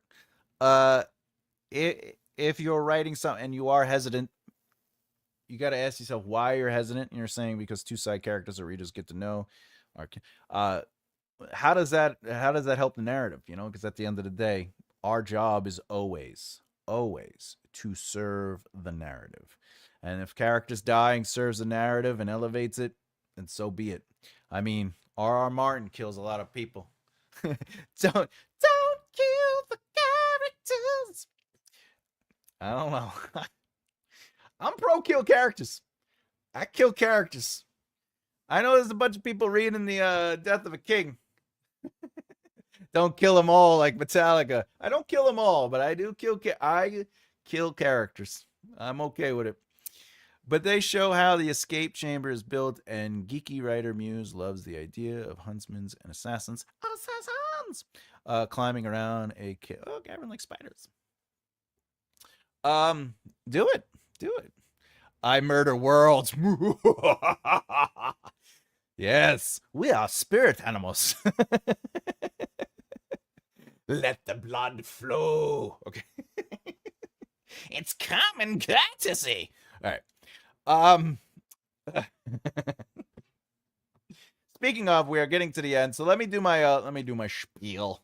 I don't know if you know, but I have books at MakeARightLeftHere.com. Good news. I am flying through this book. I have only a few chapters remaining for the formatting. I am having a joy doing it. I really feel I will be done with the formatting tomorrow, Monday, the latest. All right. The other thing is this book is still available. If you order it today and haven't or told a friend about it, it will be to you by the time Christmas comes. I believe so. I looked at the thing. So it's possible. And this book is currently available instantly, kind of, on Patreon. You go to MakeARightLeftHere.com, go to Patreon, or click on Death of a King, and it'll take you to the Scribe tier. This book is, it'll give you insight to how I wrote the chapters, how I expanded on things, how I changed things. It's educational, but it's also entertaining. You could just read the 3rd draft when it comes out on Friday, or you could read the process as it develops from short form to extended to 0 to 1st to 3rd. I had a lot of fun writing this book. Currently, I have somebody reading the 2nd book and giving me my notes, and they are loving it. Buy stuff, amazing books. Are you saying my books are amazing? That's really nice. Or you're talking about R.R. Martin, because they are also amazing books. All right, buy stuff, buy the stuff. How do you format it? I use Adobe InDesign. That is a book formatting and or magazine formatting program through Adobe. But you still have to know how to do it. It is an automatic thing. There are some programs out there that are like automatic kind of formatted for you. But I use Adobe InDesign. I've been doing it for a long time, so I'm pretty versed in it. If you need something formatted, you just let me know. We could talk about it. I have no problem working on that kind of stuff. Which software do you use to make the cover? I use Photoshop. So what I do is I manipulate, I'll find clip art and images, and I take that and I manipulate those images. I'll redraw images or I'll reline images, and then I sort of I compose things, and that's how I did. Like the if you look at this image, basically basically what I did is I found this crown, just the front of it, and then what I did was I doubled it up, and then I turned it a little bit so I could get those two in the back. And then I basically darkened it with blood. And then I went in and I manipulated the image to make it look like it was bent and curled. And then this is funny. This is inside knowledge here. Inside knowledge. I wanted to show the crown dented as per guidance by Emma. Emma was like, "You got to dent up the helmet a little bit more," and I was like, "You're right. The crown needs to be dented." So what I did was I found Iron Man armor online that was dented, and I took the dents and then I superimposed it and then molded it into the crown to do what it did. The background is actually three variations. It's the color, then it's the style of rock, which is basically granite, and then I used an old styley outline to it to make it a little bit darker. So that's how I did that. That's how I did that. If anyone cares. Because you asked how do I make my covers. So to do that, I use Photoshop, and then I just manipulate everything. Short stories are just epic novel seeds. Yes, they are. For sure. I use Readsy's fine. Readsy's fine. So's Canva, and so's a couple other things. Whatever helps you with it, whatever gets it through, as long as it works, it works.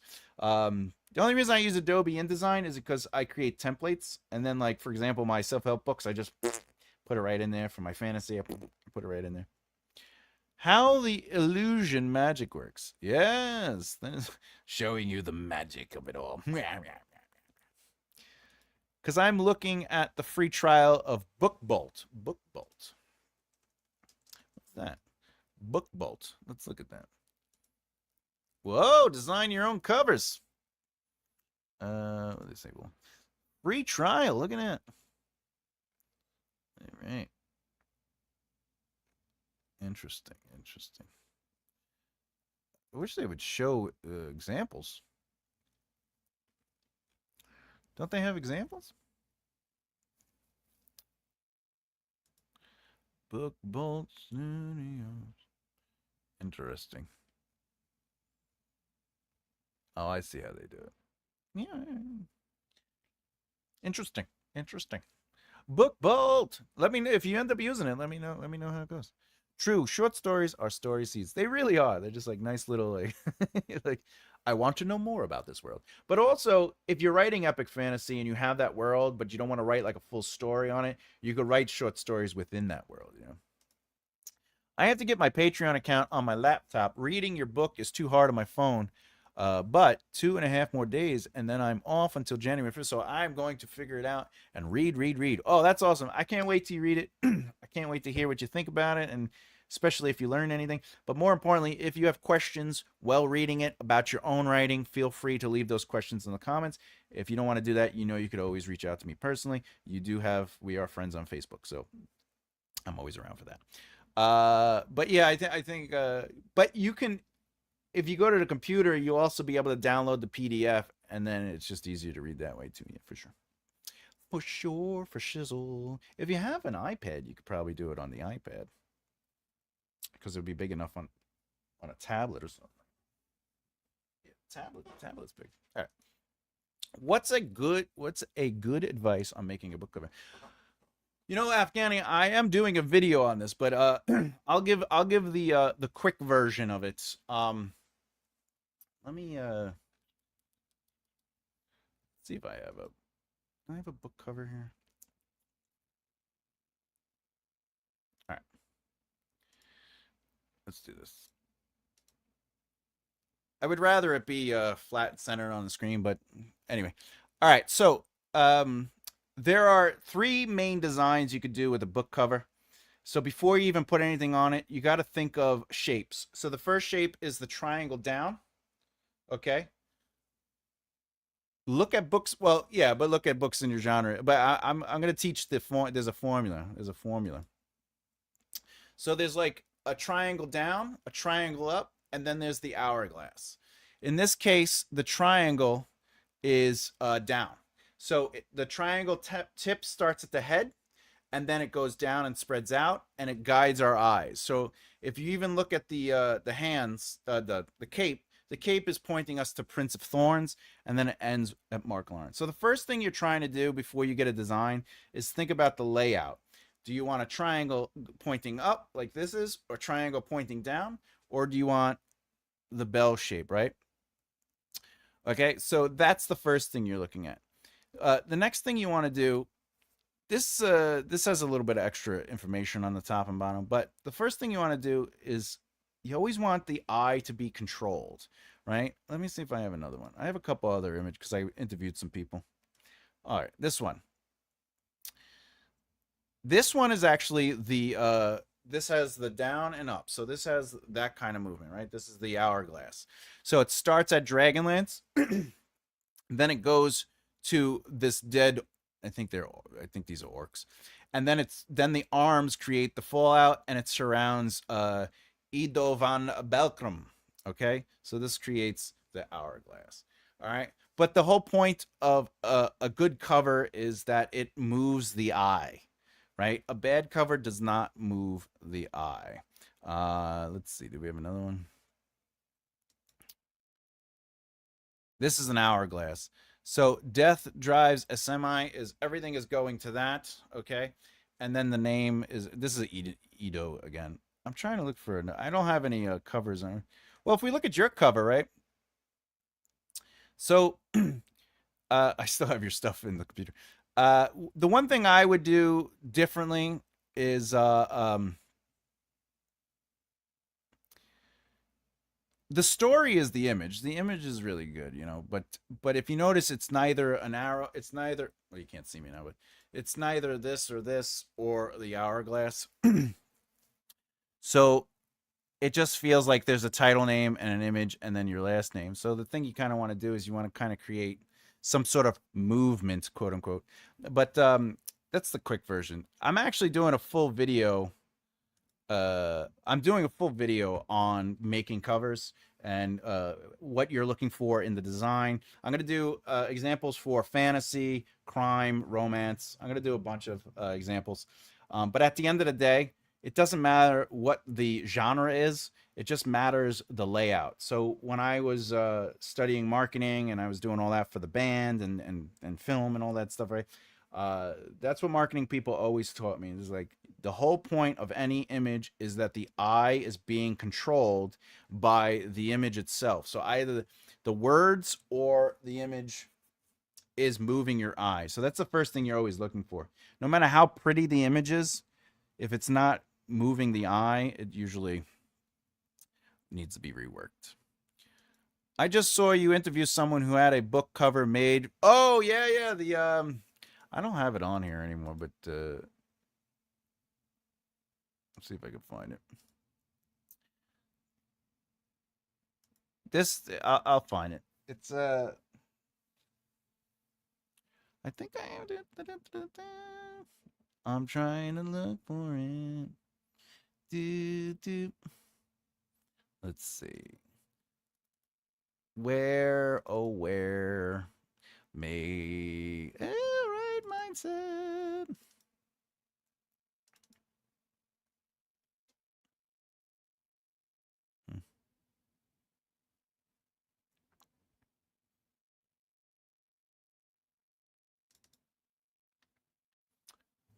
I don't have it. I might not have. Oh, maybe it's here.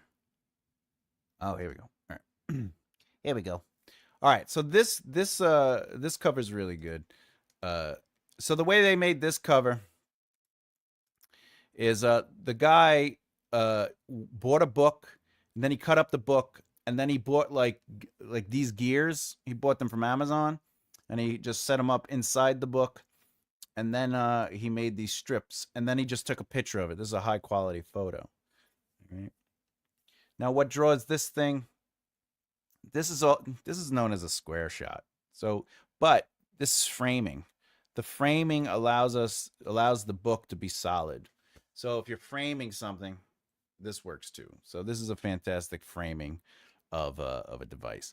If this frame wasn't, oh, you can't see the thing, but if the framing wasn't around the words, it would be a poor design. Like if it was just Like if the memoir engine system, the lines, the yellow lines went all the way to the edge, then it wouldn't work as much. It would not work as much. That's something to keep that in mind.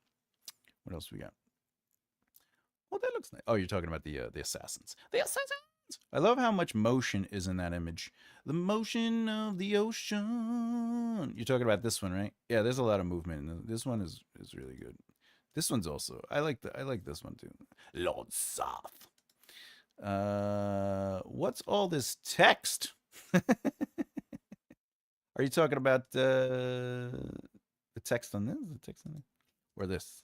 Why is there so much text? Study the layouts of various covers. Try to find your genre and niche. That is one way to, I mean, that's important, but when you're studying it, this is the thing, like, if you're studying a book in your genre and you just make your book look like that book, that isn't necessarily learning what's working. Like if the book cover has like, someone holding this, they're like, and you're like, oh, the book sold, so maybe the cover is because and then you make your book cover and it's just your character now holding like a speaker, like that isn't what's making it work. There's something more about it. There's what is the theme, the element of the tone, how is the cover telling the story? Like what is the story element your cover is doing, right? Because if you focus on the design of a genre book that you like and then you just repeat that genre, it you ever see those posters for like films and they're always the same? It's just like a collage of like all the actors. And the reason is because somebody did a poster that got really successful and everyone started doing that. It's the same thing with I think it's Inception. Inception did like a boom, like in their trailer, and then every trailer had moments with that boom. So you're taking away your voice and what it means for the product, and you're sticking more with what visually or audibly in that situation is appealing, but is that necessarily appealing or working for the book you're working on? So there are other elements involved other than, oh, they put all the words really big and they have like flowers around the words. So I'll do, like that's not necessarily what you're looking for. There are a lot of fantasy books that have either the bullseye covers. Exactly. That's what I'm saying. But like, that's not necessarily right for your book. Like there are other aspects to the design that far outweigh the style choice. You know what I'm saying? Like just because something looks good doesn't necessarily mean it's right for your book, as an author. Let's look at this cover. Swords of Are you talking about M.M. Ward? Swords of Aethera. Relic of Time.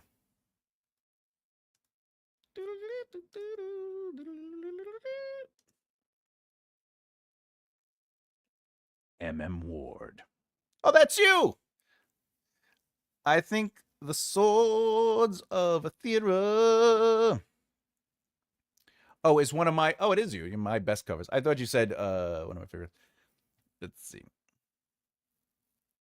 I like the sword. Did you design the sword and everything? It's pretty. It's pretty. It is pretty. I'll put that on my... put that under my to read. Let's do that. Bloop, bloop, bloop. To read authors, fellow authors. There you go. M.M. Ward. You are officially followed on Amazon. All books.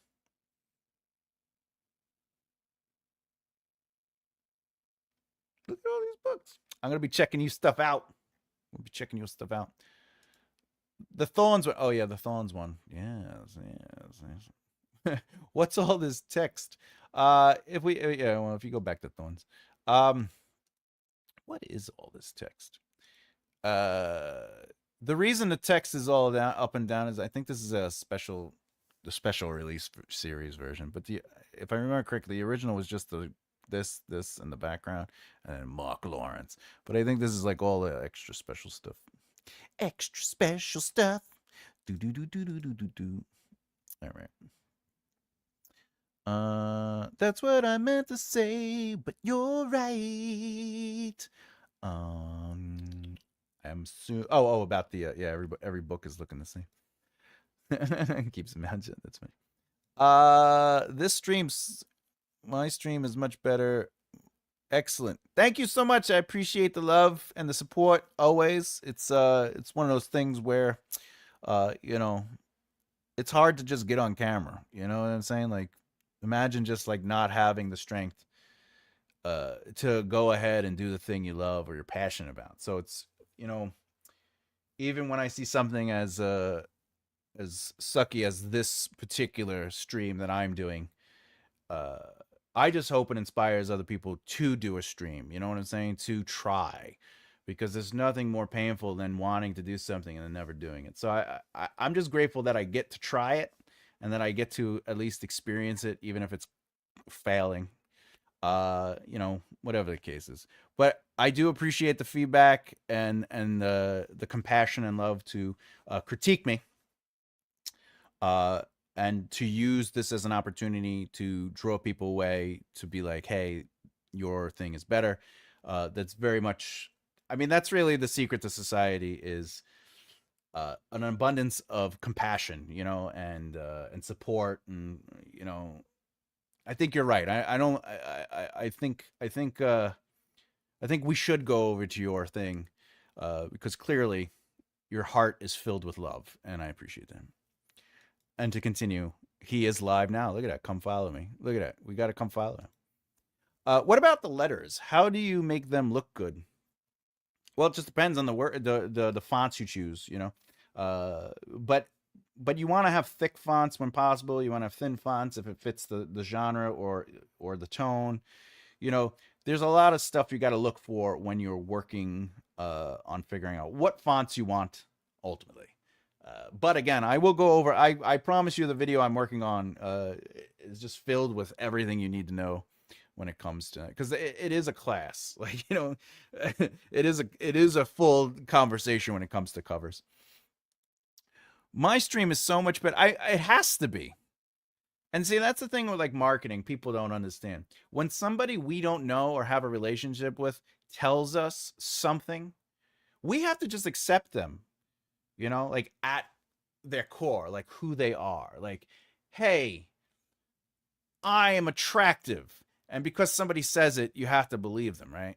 So you saying your stream is much better, obviously. And, you know, there's nothing you need to do to prove it. So instead, I appreciate that you're shouting it out at the top of your lungs. In fact, look, bad stream, watch me. You know, like I have a bad stream. So like the hell with this guy. Come watch me, right? Like I get it. I mean, that's awesome. It's fair. It's me. It's me, Mario. You did that. You did a very excellent sword. Very nice sword. I like the sword. I designed the covers and then ran it through an AI art filter to create the effects. Interesting. All right, that's fair. On Amazon, though, I think you have to say, yeah, right? Do they make you state that you use the AI? AI. That person. Look, when people,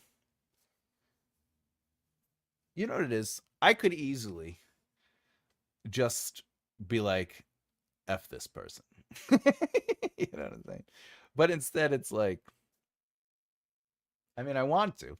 You know, I want to be like, hey, well, yeah, but I don't know who they are. They could be having a bad day and they just need somebody to pay attention to them. Clearly they do. The behavior is a little off. You know, I would consider it inappropriate behavior, but maybe they just lost their legs or something. I don't know. Or maybe they're going to get hit by a car. We don't, you know, whatever. We don't know what's going to happen. So, you know what? Let them have their moment. You know, they could have that. We'll probably never see them again, hopefully. But at the same time,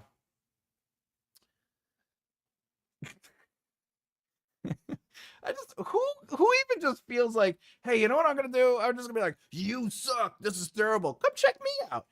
As if that vibe is telling people, hey, look, I'm a fun person. By the way, this person sucks balls. The hell with them. This is terrible. But if you come check me out, I'm really good. I'm a great, like, what is the energy? Anyway, I can go on. See, you get it. You get it. No time for them. I don't think they have time for themselves, and they definitely need a little self time.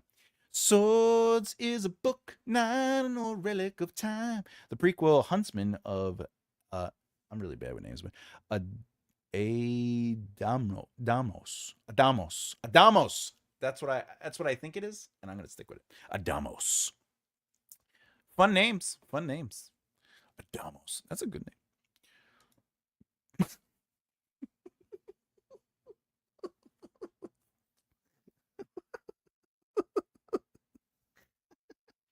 I love that. Who cares what that guy thinks? I appreciate that. Thank you so much for that. I appreciate that. That's much love. Much love. I'm off, Bello. Seems we have better options. Hasta luego. Avídese. Au revoir. Arrivederci. Yeah, well, they also once said Primus sucks, and look what came of them. I mean, when I got a big brown. Okay.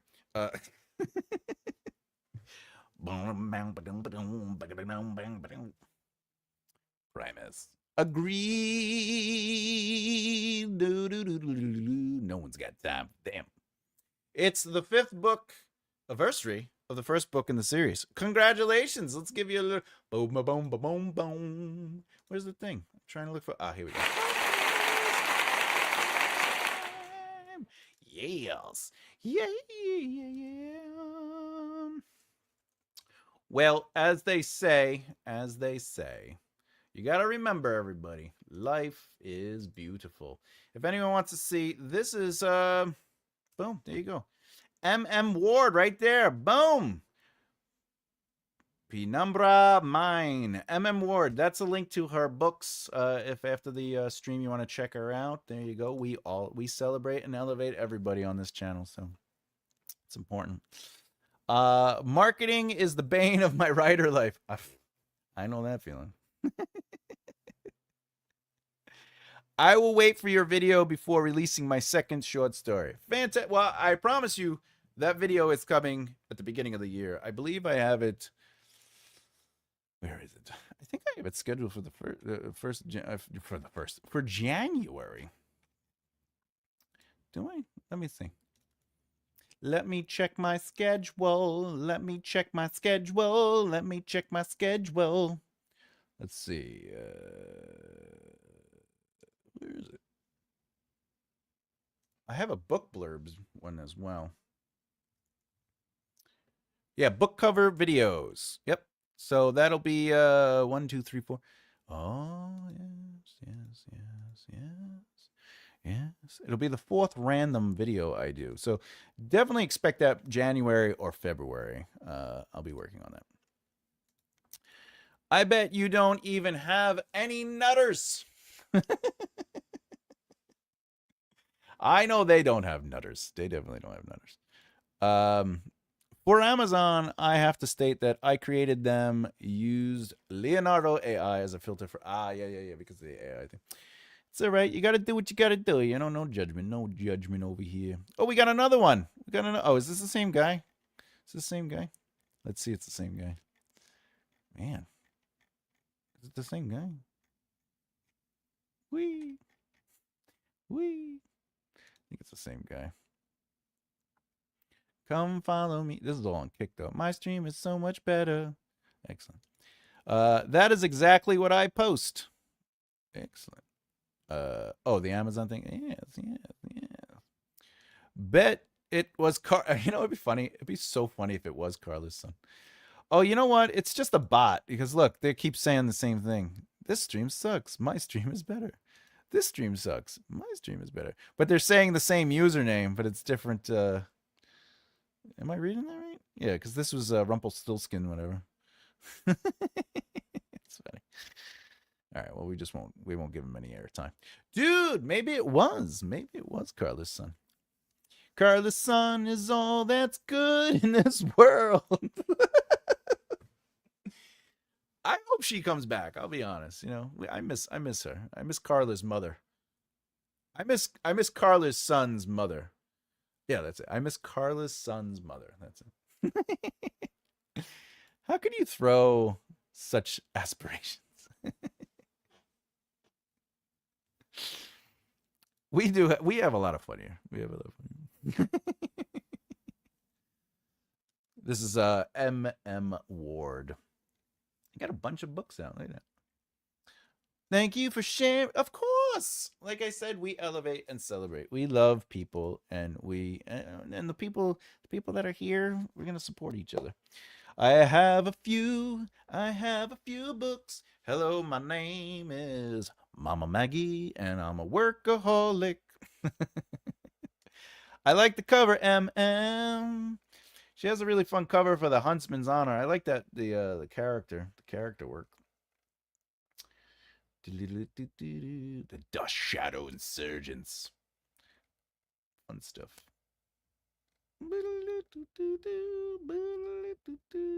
The boots one is a nice shot. Yeah. All right, what else we got here? Thank you. Hey, what's up, Sean? Hello, Thomas and friends. I just got home and was planning on watching the replay of today's live, but you're still streaming, so that's cool. We like to stream. We like to stream. Block the bot. Yeah, I'll block them. I'll block them when I go to the Kick later. I have to go to Kick and do it. I hate bots. I'm gonna say I like bots on the internet just so they don't kill us when they take over the world with AI. But I do also hate bots. Look at that, I made it to the end. I'm gonna use that marketing strategy I'm gonna go on other people's Buy my book. Buy it. This stream sucks. Buy my book. I think that'll work. Oh, smash that. Robots. Hi, Sean. All right, there we go. We had a nice long day. I think we learned a lot. We did a lot. We had a lot of fun. The boots are from a real ranch house outside Pagosa. Why can't I read sometimes? Pagosa. That's what I think. Pagosa Springs, Colorado. Ooh, I love Colorado. That's my first favorite state. However, I could not live there. It's too high. Everything's mountains. Then I put in the wildfire images and made it one image. Fantastic. It looks sexy. It looks sexy. You know it's sexy. Bye time. You know I'm... All right.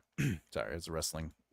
So our next meeting is a 1-1. Then correctamundo. I believe so, right? Let me look at the count. Looking at the count. Yeah, it would be the 1st of January. You people have hogged Thomas too much today. Yeah, but, you know, I feel bad because last week I was having a headache, migraine, and I just was like, I got to go. Today, I got a little extra energy. But I do have to get back to the book that I'm working on to get it done. A lot. Oh, they are. I think a good photograph can definitely, win the day. Because even this is a photograph. You know, that book is a photograph, and I think that's fantastic.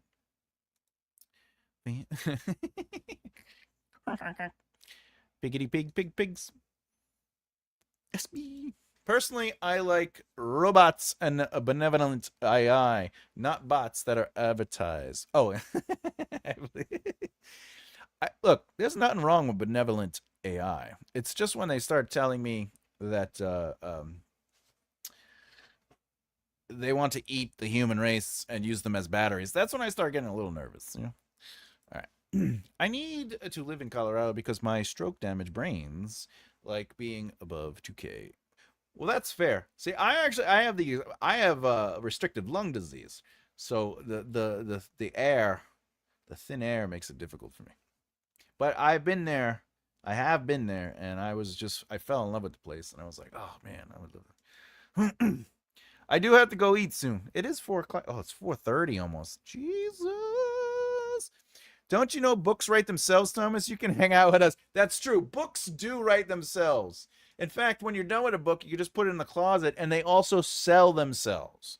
If the book is great, people will buy it, unless, of course, they don't know about it, or have heard about it, or have seen anything on it, or you told somebody, or it's just sitting there collecting dust. We are teaching. I love it though. I love hearing from everybody. Very long day. Yeah, it's about time to go.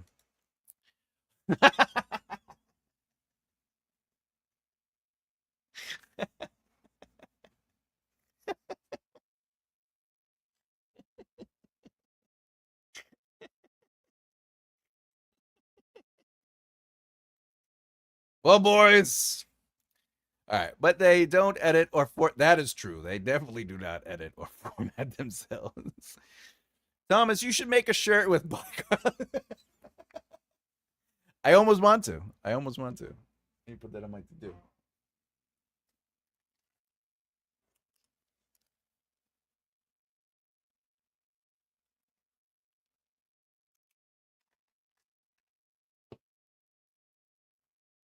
On my to-do.